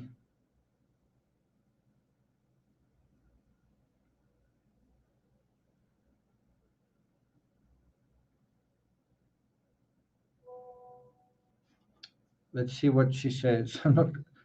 I see that is now not, that's the other side, that's the south side of Delphi. Let's see what she says. This is the route the girls went, yellow, which is sort of lime green in that image. The red circle is where Kelsey dropped them off.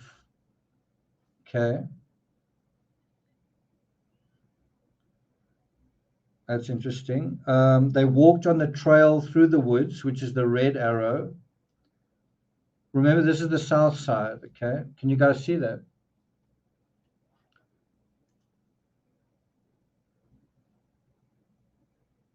Can you guys see? Okay. Let me read that again. So this is the route the girls went, the yellow, or what appears to be sort of lime green. The red circle is where Kelsey dropped them off. They walked on the trail through the woods, which is the red arrow I drew. Over across the bridge to the other side and down the hill. And the yellow circle, the red X, is where the bodies were found.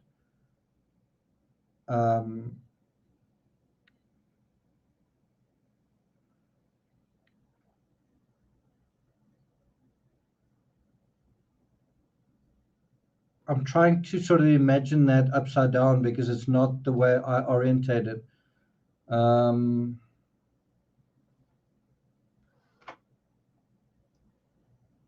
Okay. Bridge guy entered the bridge at the same side as them and followed them across. He presumably entered the bridge as they were nearing the other end. So that's what Lisa says. I must say I'm still struggling to wrap my head around that. And I'll tell you why, because even in this version, it would mean that he crossed the river to put their bodies on the other side, based on this map. I kind of needed, anyway, I'm going to show some other maps and we'll kind of get to that. It's going to get even more confusing if we, anyway, let me just continue. It's confusing kind of enough as it is. So I suppose it's possible Bridge Guy drove to the site, then walked across the bridge in order to familiarize himself with who was in the area, and then surprised the girls by approaching them from the far side of the bridge. It actually makes sense that if he committed a crime like this, double murder, he wouldn't want to walk away or be seen for an extended time walking in the area. Another possibility is that he drove closer to the south side of the bridge, walked all the way across, then back, perhaps to time how long it might take them or take someone else in the area. The thick forest on the south side would provide for a lot of concealment for much of the distance he needed to cover.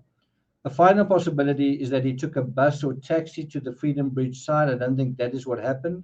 Of all the scenarios, I think the likeliest is that he drove a short distance from his home to the south side, then walked the rest of the way.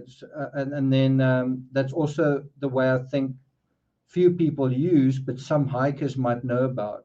So locals would know more about that. I mean, locals to that area, locals who lived in that area, whereas people in the greater area would probably not know about it. He probably didn't want to be seen walking home through the final quarter mile of the neighborhood, as that could arouse suspicion in itself. In the previous live, I suggested we imagine Bridge Guy walking back the same way he'd come, but with bloodied clothing, possibly rinsed or washed in the river. But having looked at the crime scene map, I don't believe that that's likely. So let's see if there's any more commentary from Lisa. What does she say? They did cross the creek below. Okay. I think, again, that depends on how deep the creek is, but let's have a look at this crime scene image.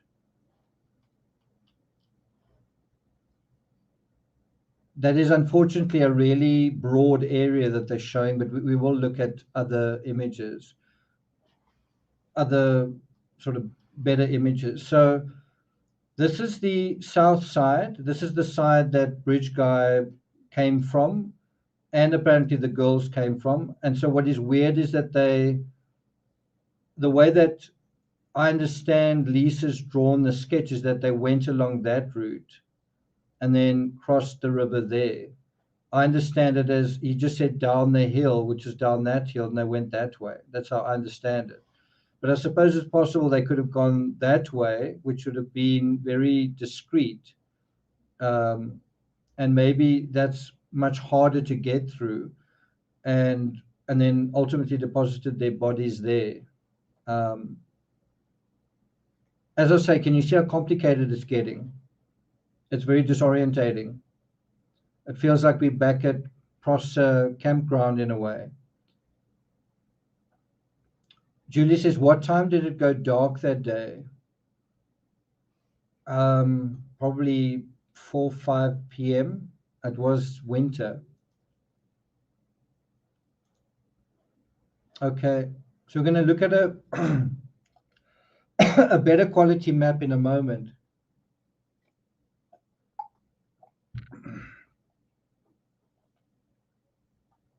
Okay. So the creek being on one side or the other really doesn't matter in this scenario.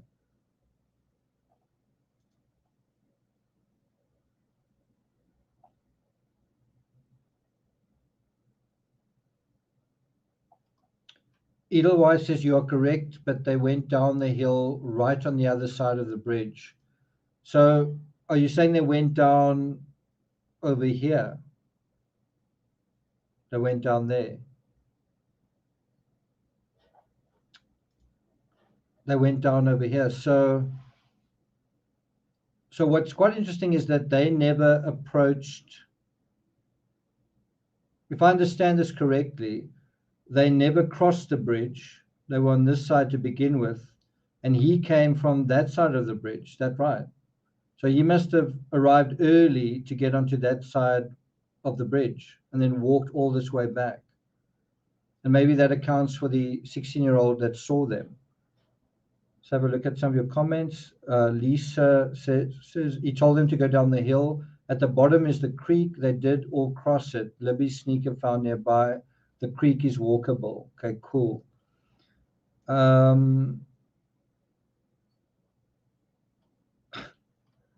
Wolfie says that doesn't sound right. Lisa says the bodies were found on the other side of the creek on Logan's property.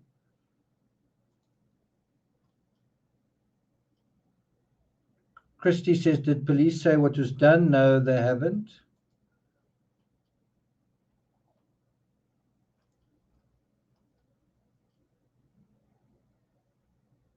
Donna says the thinking now is that he had a backpack with fresh clothes hidden on his return path. That's interesting. Okay, so Edelweiss says the parking lot where they were dropped off is to the left. That is where he was seen. They walked to the right and went down the hill after the bridge.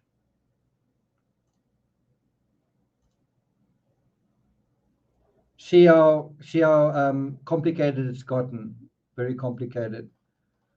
So for starters, one has the impression Bridge Guy was coming from the south side from Delphi and committed the crime on the north side. That was my impression. That was how I understood it. He committed the crime on the north side where they were, but only after moving some distance out of earshot into the woods towards the eastern side of the reserve and private property. And then where did he go from there? Back to the bridge? I doubt it. So can we at least agree on the following? Can we at least agree on the following? That Bridge Guy never came back across the bridge after committing the crime. Do you guys agree with that? Lisa, do you agree with that? Lisa says, I'll try and find better pics to send. Okay. Do you guys agree that Bridge Guy didn't go back he didn't go back the way he came across the bridge? Do you guys agree with that? See if there are any more messages. Okay.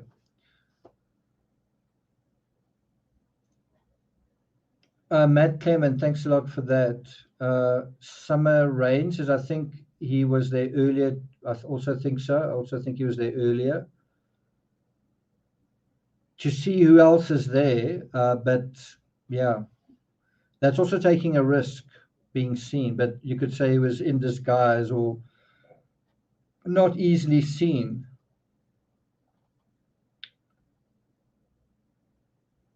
Terry says, Libby's photo of Abby on the bridge with a timestamp says a lot. It does. That is...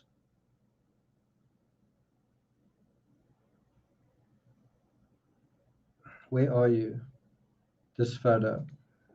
So, I mean, this photo is basically telling you where they are, what side of the bridge they are at a critical time, what they're wearing.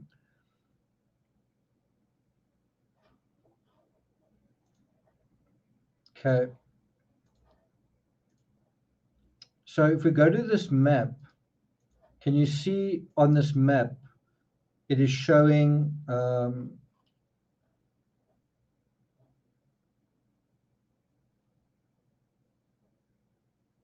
well, that's where they cordoned off the area, but basically that's the bridge. Sorry, girls are dropped off at the bridge, I guess. So they're dropped off right there. This is quite a confusing map because there's no road here. That's a stream. So I'm assuming they dropped off over there, somewhere there. And then they somehow walked to the bridge. And then they'll, I guess, according to Lisa's map, they transferred this way. And then, sorry, this way. And then, or this way up to there, something like that. That red dot at the bottom, this red dot at the bottom over there, suggests that Bridge Guy may not have walked back the same way across the bridge, but instead crossed the river. So I was basically saying, when I looked at this map, I thought, did he not come back this way? Isn't that the route Bridge Guy took? So can you see if you say that he didn't cross the bridge after the crime, then what route did he take? Well, isn't the answer that he took this route? And that would all be in forest. Does that make sense? Okay, does Bridge Guy have the same background as Abby? It's a good question, something to look into.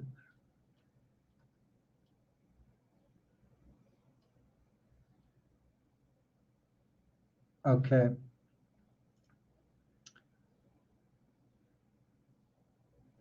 Do you guys agree with that he came back through the forest? He didn't come back on the bridge. That would be foolish to do. And now we're going to move on to something slightly different. You know, we've been speculating, is there DNA evidence? Well, in the media narrative, it looks like it's clear that there is. Look at this. And this comes from that article, Family Says Police Have DNA Evidence in Delphi Murders. That's from earlier this year, right? Oh, sorry. Let's take myself out of that. Okay. So the family says, and this is from May 22nd, that's just a couple of months ago. The family says police have DNA evidence in the Delphi murders. And I think what that means is DNA of the perpetrator. That's what I think it means. It could also mean that they found the girl's DNA somewhere, but I don't think they found it in May. The other thing that I think you can't really avoid thinking about, and it's not a very nice thing to even talk about, but I think you can't avoid saying,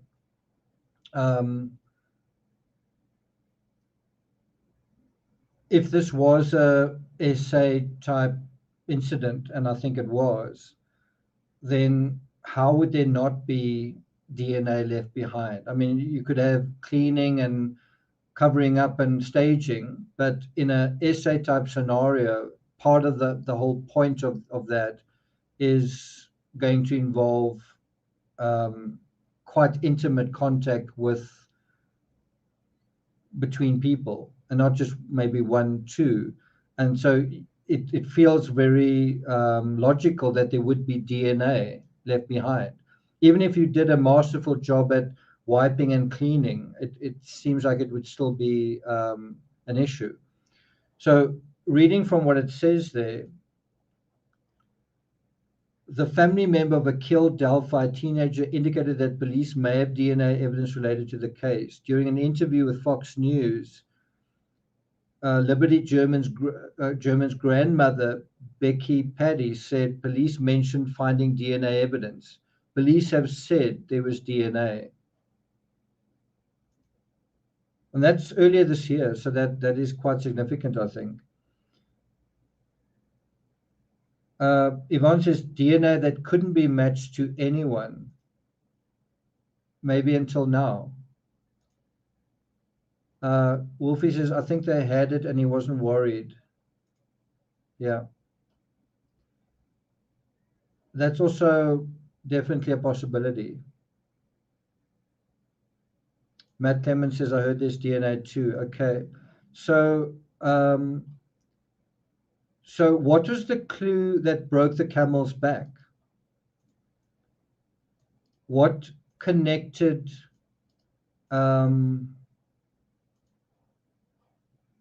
what was the connection that Ali made that brought Ali to Richard Allen, right? What's the clue that broke the camel's back? And that brings us back to the title of this live stream, which is, were they in cahoots? Well, who? Was Kegan, Kline and Richard Allen, were they in cahoots? Question mark, right? And that brings us to a really fascinating aspect where we look at the media fabric, what has been going on this year in terms of this case. Okay, so I've just gotten a couple of more. Okay, so I'm going to just send this to myself. We'll deal with this in a second. Thanks, Lisa. Your expertise is always not only impressive, but really grateful for that. We'll look at that in a moment. Okay. As recently as August this year, basically 2 months ago, the cops were searching Kegan Kline's home. Think about that. Think about how they're moving in, how they're closing in. On August 31st, the cops were searching the river near Kegan Kline's home, right? That is. Thanks for inviting us in. It's 11 and we're on to creating the Anthony Shots catfish profile, which communicated with Libby German before the Delphi murders. Now, today, state police started a second week of searching the Wabash River under the Kelly Avenue Bridge in Peru. Divers are leaving markers there, tracking their progress, but they won't say what they're looking for. Now, we do know Kline's home is just minutes from the search site, and state police took Kline out of jail just 5 days ago to meet with investigators. Tonight, we heard from the witnesses who've been watching the teams as they. Okay, so I played that at the beginning of this live, and what I wanted to just highlight is that the cops actually searched Kline's home on February 23rd, 2017, just 10 days, barely a week after the murders, and now they were back basically 5 years later, right? That screen grab comes from the Daily Mail. Now, as recently as 10 days ago, we know the case against Kegan Kline is going ahead, right? Let me say that again. As recently as 10 days ago, we know that the trial against Kegan Kline is going ahead. That's from that. That was October 21, 2022, right? Case goes ahead against man linked to Delphi murders investigation. But it's not the case really dealing with the Delphi murders. It is actually something else. Let's listen in. I'm Beershot. And I'm Dan Spieler. The man from Peru, Indiana, has dozens of child porn charges and has also been mentioned in the investigation into the murders of two young Delphi girls in 2017. He appeared before a Miami County judge this morning. Fox 59's Russ McQuaid was in that courtroom as well, along with a pair of podcasters who have been investigating this case. Kegan Kline has not been charged with any role in the deaths of Libby German and Abby Williams on the. So did you guys pick that up? Although all of this is happening, he's not been charged with any role, right? And some of you are saying plea deal, right? But that what I'm trying to get at is the pressure on Kegan Kline has been ramping up. They've been searching near his home. They've been searching the river. They've also been searching his home, but also the court case is kind of ramping up. Now, I think this is quoting from this article. It says, obstruction of justice. That's one of the charges against him, that is not cooperating. And that obstruction of justice came up at a hearing that was delayed more than a month. Why was it delayed? Because he's doing negotiations with a Miami County prosecutor on his client's behalf. And so that does bring up this whole idea of a plea deal. Quoting from the article, those negotiations would have been taking place during the same month Indiana state troopers started diving into the Wabash River in Peru looking for evidence. You kind of get the feeling that from Kegan Kline's perspective, he felt like the walls are moving in, right? But not only from his perspective, from his own family as well, because he's in jail, but his family live in those houses and the police are still snooping around, right? How do they feel about that? Yeah, so that does look like it could be on the cards. Yeah. So the question is, were Kegan Kline and Richard Allen in cahoots in some way? If in some way, in what way, right? Yeah, exactly. About the same time, this is again quoting from the article, this article that you see next to me, quote, about the same time the original hearing was scheduled, we saw some pretty intense searches going on. So are you guys following that? The same time a court case is scheduled, there are intense searches going on, a search of the Wabash River and the search of the fire pit at the home of Kegan Kline's grandparents, right? That's pretty close, too close for comfort. They're searching in the backyard of Kegan Kline's grandparents. Can you imagine what that feels like? Edelweiss says, remember they were looking for a red truck that was parking up at that closed building. It's funny, there's also a red truck in the Summer Wells case. And there's a red truck in the Patrick Frazee case as well. Okay, so again, we're trying to ask, what is the straw that broke the camel's back? How did some kind of breakthrough happen? So it goes on to say, this is according to Kevin Greenlee, an attorney and the host of the podcast, The Murder Sheet.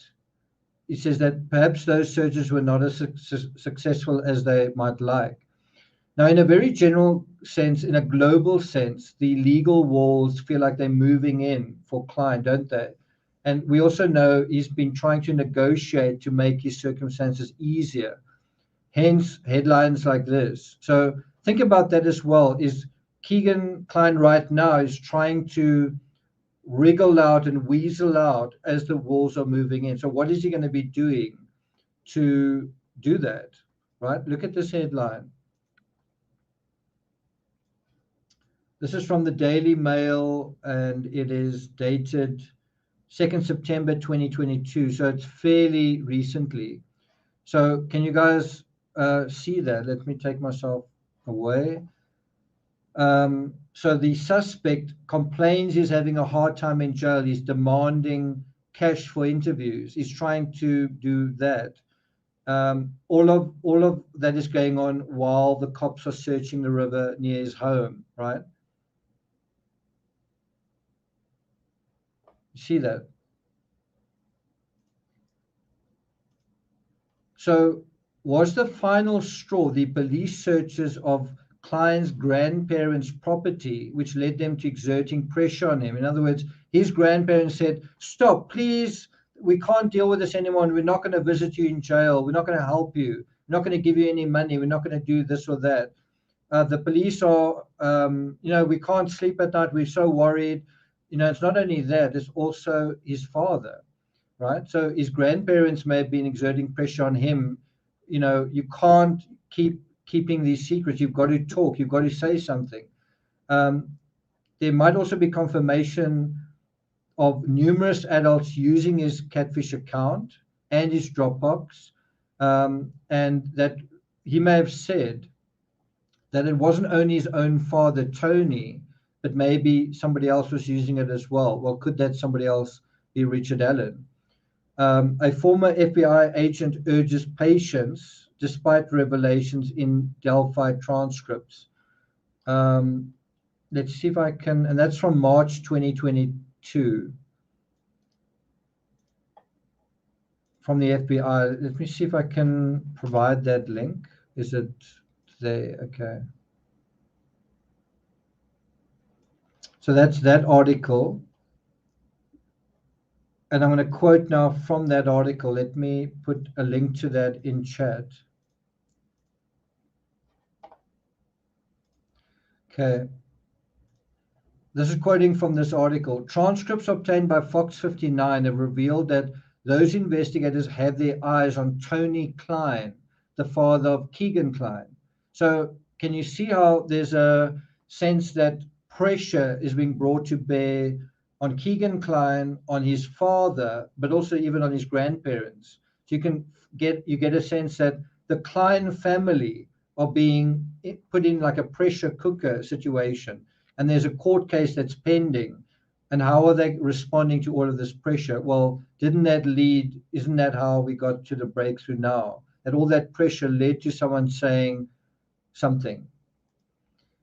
So it goes on to say, court filings show Kegan used a social media account by the name of Anthony Shots to solicit images of underage girls. The transcripts reveal that account was messaging with Libby German, including on the day the girls were murdered.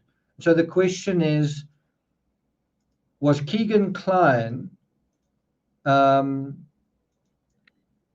that account on that day? If the answer is no, and it appears like it's not no, then it is who was. And wouldn't he know that? Wouldn't he know there's a short list of guys who were using his account?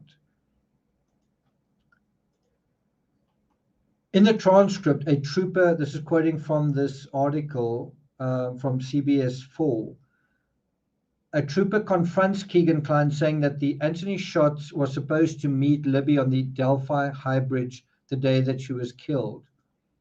That's not just nothing. That is absolute confirmation that a profile, the Anthony Shots profile, said, let's meet, and probably said, let's meet at 2 p.m. and let's meet on this side of the bridge, whatever, right?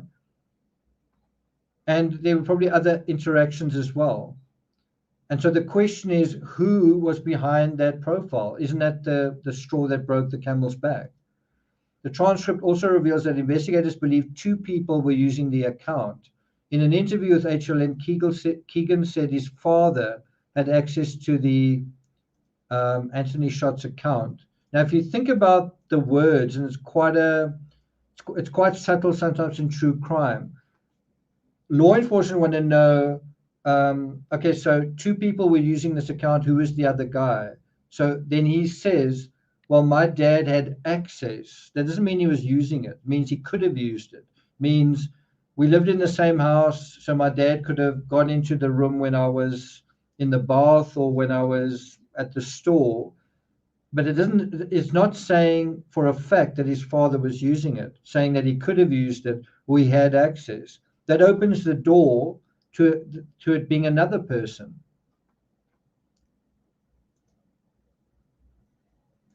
Okay. Kline also told HLN that Indiana State Police reportedly told him they knew it was my dad. Now, that again could be pressure, saying, well, we're going to arrest your dad then. And you can imagine his father also saying, no, you've got to tell them the truth. It's getting out of hand now. You can't take me down with you, right? So it's that one. Fox 59 went to the home where Tony Kline lives in Peru. This was in March. Kegan was also staying at the home with his father in 2017. This is when the crime happened. The home was raided 12 days after the girl was murdered. So that's how long Kegan Kline has been on the radar of law enforcement. During that raid of the Kline home, multiple devices were seized.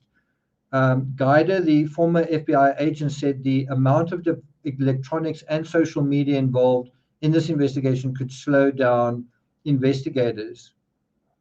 So they've had those electronics all this time, but it seems like they've only reached the point of really focusing on that this year. Feels like that.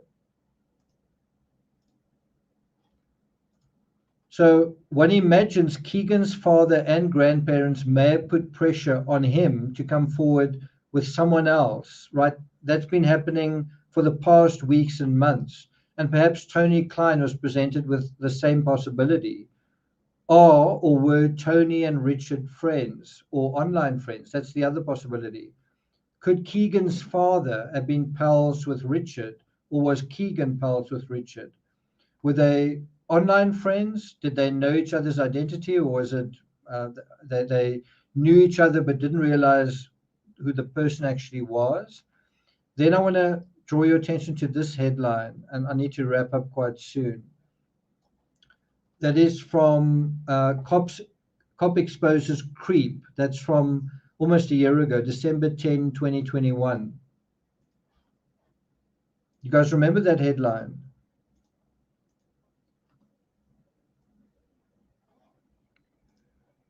Investigators also found a discussion of sharing links and files on Dropbox with another party who is not identified in court documents. And so is that party Richard Allen? I guess we're going to find out on Monday.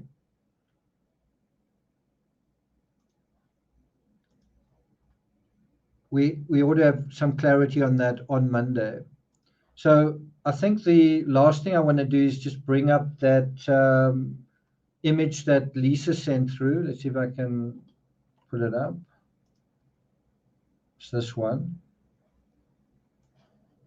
So Lisa's provided there a map of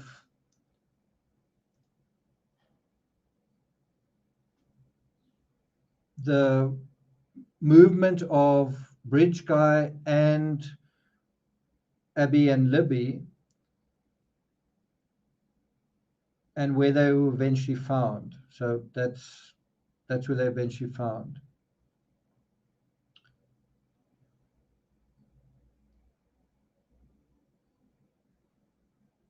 this is the north side, so that's the Peru side, and this is the south side where Abby and the Delphi side.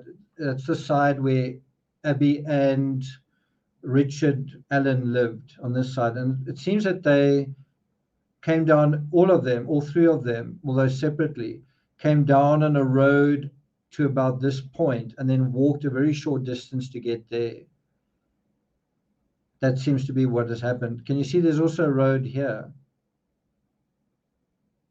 And maybe Bridge Guy anticipated that there would be more people on this side. There would be more people on this side than on that side. Also, this is closer to his home, the south side, closer to his home. Okay, so that is my spiel for today. Let's have a look at some of your questions. Matt Clement. Okay.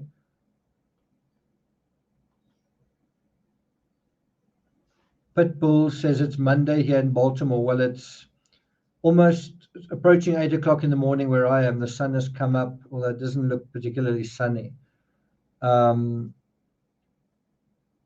he lives right behind Gabby, basically. Wolfie says, so they crossed the river twice. Seems that way. Now, I think that's a reference to he took them across the river and then he returned back alone. And crossing the river makes sense because it would, or just crossing the river would clean his shoes and his clothing to some extent. Wolfie says it's 1:38 a.m. here. Okay. Lisa says no. I think that's in response to they didn't cross the river twice, but he did. Okay. Lisa says they entered through the woods on the right of the pick. Let's go back to that pick.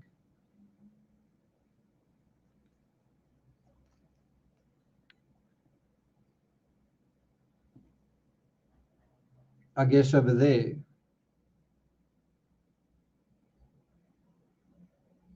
Yeah, like I'm still not quite sure I understand. Was that down the hill there? Is that down the hill? And then did they cross the river? Did they go down the hill and then they crossed the river there? Is that right?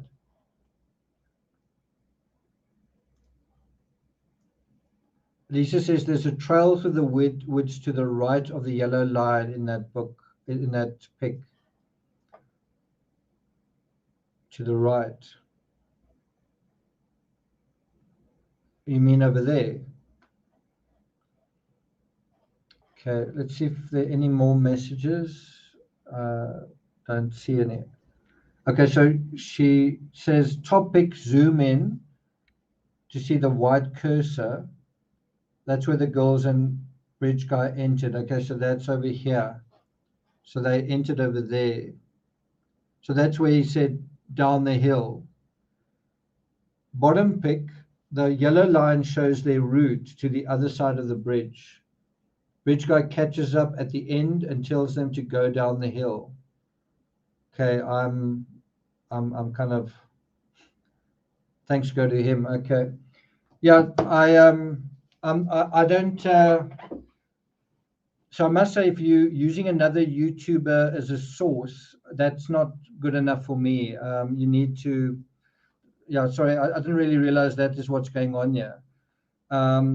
We're speculating about what likely happened and we don't know. So anyone saying, well, that YouTuber said that, so that's definitely not the way I would have liked to have gone about it. That's definitely disappointing. Okay, so let's have a look at some of your comments. They ended where the circle is. They started on the right of the screen. Yeah. Anyway, the point is it's quite confusing, and also it looks like he did go back through the woods to get where he was going. The other point is it looks like there was a link between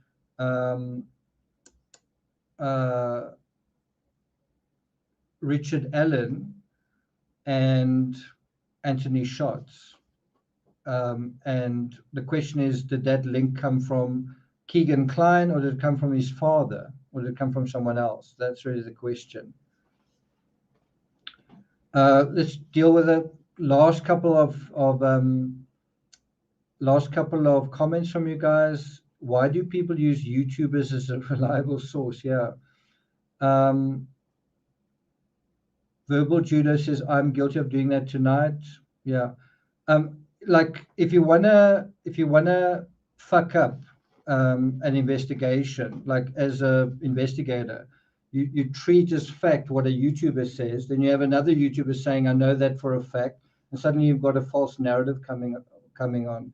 What you really want is a lot of different YouTubers getting their information independently. So in other words, you independently, so I don't go and watch Gray Hughes and then base my analysis on what he said.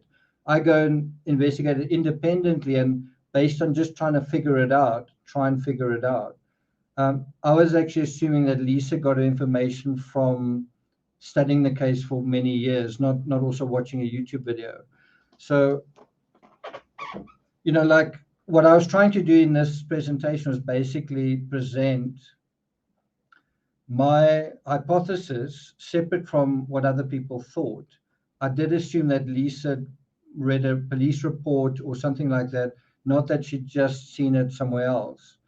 If I'd known that, I definitely wouldn't have really referred to it. I'm not upset with Lisa. It's just if I'd known where she was getting it from, I wouldn't have referred to it. Although I actually referred to his work right in the beginning, Gray Hughes. Let's see if I can find it. That map that he put together. Where is it?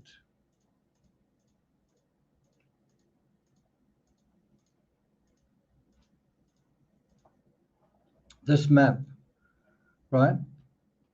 So that was really a useful thing to refer to. Okay. Okay, let's have a look at Timmy does need his breakfast. Edelweiss says, this is the case that got me into true crime. Thanks very much for your comments. Like, I can see that you do know this case really well. Let's look at some more of your comments. Christy said, according to Jonathan Lee Riches, yeah, not someone I want to refer to. Terry says, so many great questions and comments. Even Timmy is impressed. Okay. Yeah, like what I like to do in terms of my coverage is I like to always say, this is my source, right? Like I feel like you can't make any statement without saying, this is where I got the information from. Otherwise, you can tell any kind of story. And a lot of YouTubers do it. And I think it's really a mistake to say, another YouTuber said that, that's our factual basis, and so we carry on. The thing is, YouTubers, in my experience, don't have very high standards when it comes to evidence. And also, if you hear me saying that they came from that side of the bridge and you pass that on, I don't know that for a fact. I'm trying to make an inference, right? But I'm certainly basing my hypothesis on what I know and believe to be facts. So another problem is I've been told that a 16-year-old saw Richard Allen near the Freedom Bridge. That messes up that whole scenario, that they parked somewhere else and all that kind of thing. And doesn't quite hold together for me. But you've got to at least bring that possibility into our story. I mean, you've got to bring that. If that is true, then how would things make sense? That's why I said, when you bring that into it, it does seem like it could be a random thing, which adds a layer of complexity to this whole case. The fact that it could be random makes it possible that you're not going to be able to find or catch your killer. If it's not random and if it's connected to social media and a lot of premeditation, and in other words, Bridge Guy was the one that said, let's meet. well, then he's going to be caught. If it's not him, then I don't know if he is going to be caught. Anyway, that's sort of how we deal with it. Yeah, credibility of sources matter. So, like, what I want to encourage my community with is, like, if you find any information, always put the source with it. So you've seen how I share my URLs. I think some YouTubers don't do that because they don't want you to get the same evidence they have. So some YouTubers deliberately don't do that. I'm like from the school of thought that says, let's try and solve this case and let's all deal with the same information. Not, I'm going to try and solve it and I hope you don't. To me, the idea is, let's collectively pool our resources, and this is the information I have. So I'm always very transparent about where I get information.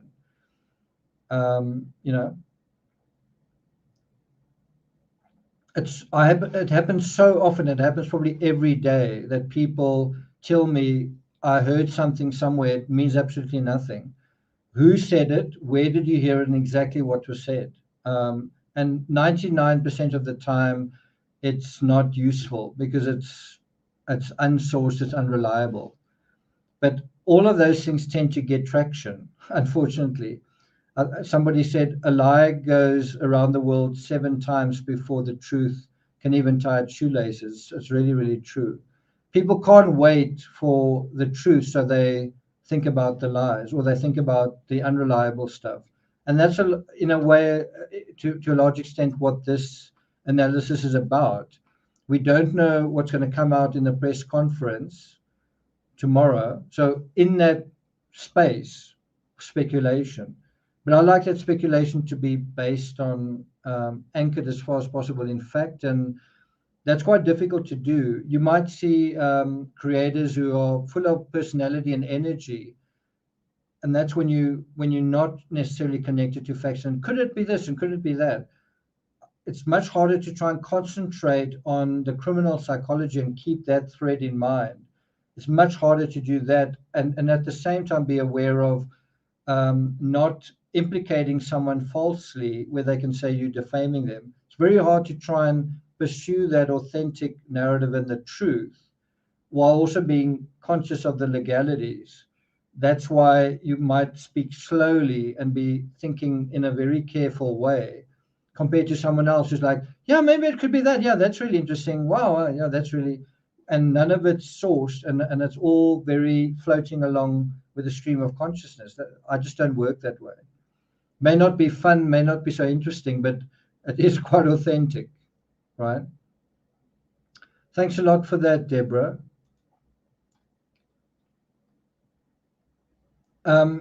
True crime has attracted a lot of people who are not true crimers to true crime. I was speaking to someone about that just yesterday, that you've got people that are country music singers, you've got all sorts of other people that feel like true crime is a honeypot. And so all of these unqualified people come into true crime and they bring other people, and then it's all like a free-for-all. But true crime really requires critical thinking and intelligent people and following evidence. And some people say, let's cut loose of that and not follow the evidence and just speculate. What's wrong with speculating? What is wrong with if you just speculate? There is something wrong with it. People can get hurt and people can get harassed. Imagine if people are speculating about you. Imagine someone is speculating constantly about you. And Sammy Smith's one of those people that people have been speculating about. I believe a channel put up an analysis of her content, of her interview, and nobody liked it, or a lot of people didn't like that. In other words, they didn't like what they were hearing. And YouTube has become a lot like that. What I like to hear. Sorry, true crime has become what I like to hear. The way I've written about true crime, over 100 books, has never been about what I want to hear, what I want to see. It's where's the evidence taking you? And sometimes you come up with a incredible scenario. It's perfect. Only a little fact interrupts that, which shows that none of that is possible or even true. Do you then abandon it, or do you lie? Do you say, no, no, no, I'm going to insist on that? And I think it takes courage to acknowledge you're wrong when no one's looking and realize, okay, well, that's really difficult. Anyway, thanks a lot, Wolfie. Okay. So we're going to see what happens tomorrow. Hopefully there's going to be some clarity. I think we've also got to open up ourselves to the possibility that there's not going to be anything, that this could be the 7th suspect in a row. That doesn't really take you anywhere, because you kind of got to wonder, why wait till Monday to have a news conference? Have they actually caught this guy? Let's hope so, but we don't know for sure. Julie says, I highly recommend anyone wanting a full understanding to go to the Down the Hill podcast. Okay. Yeah, go to the Down the Hill podcast. Summer Rain says, thank you, Nick, for the great live tonight. Thanks a lot. I must say, what made this difficult was I was confused dealing with my own analysis, and then opening oneself to other ideas makes it even more confusing. So yeah, that's definitely I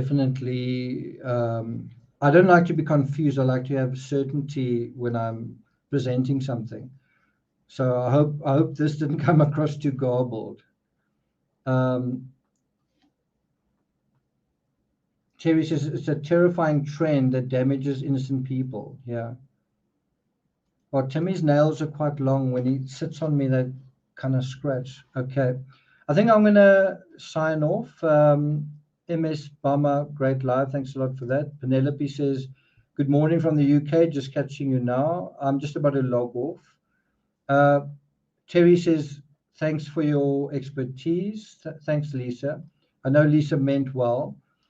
I just wish I'd known earlier what the source was. Then I would have treated it a little bit differently. Wow, Deborah says, I'm starting Bloodline tonight. That's a book I wrote. I hope you don't have nightmares. Okay. Anyone else? Never garbled. Okay. Pit Bulls, I'm glad you made it. Cool. Just to get back to that, it's really important to have a diversity of voices. So, you know, if you think about the Kylie Rodney case, where you had one voice in that case, the Adventures with Purpose, they basically dominated and controlled that entire narrative. It basically became their narrative. And you might say, that's great, and I like that. But in terms of trying to find truth and justice in the true crime landscape, the true crime landscape, it helps to have a diversity of views and a diversity of voices, because someone with a totally different approach may actually stumble on something. And that is more likely with more approaches than if everyone's got the same approach. In other words, you want to try and not have groupthink. And YouTube is a landscape that lends itself to groupthink. This person thinks this, that person thinks that. It's really popular. Oh, so let's all think the same thing. That's very tempting, and it's something we've got to try and avoid. Try and think independently and authentically, and maybe you'll find something that helps. You're not just repeating what everyone else is. So there's a point here that's not just trying to be contrary. It's not just trying to be contrarian. It's trying to be an independent investigator. And they seem to be quite few and far apart. Everything seems to be a repeat of everything else. Okay, rant ended. Yvonne says, it's fine. We can see your analysis clearly. Okay, cool. Thanks, Yvonne. Sleuth and Sandal says, just in time to rewind. Okay. Helena says, thank you. See you tomorrow. You will. Sorry about the Van Gogh letters basically being postponed, but quite a lot is happening. Okay, that is it from my side. Thanks, everyone. Thanks, Terry Dean. Thanks to all the members, Sleuth and Sandals, everybody else. Ezra Jensen, good to see you. Yvonne Phillips as well. New members and new subs, good to have you here. Remember, there's also a Patreon channel, patreon.com/TCRS. I'm going to take my dog for a walk now. Go for a walk. Do you want to go for a walk? He thinks I'm kidding. And anyway, I hope you guys have a wonderful day. Happy Halloween. And yeah, stay safe. And I'll see you guys next time. Ciao.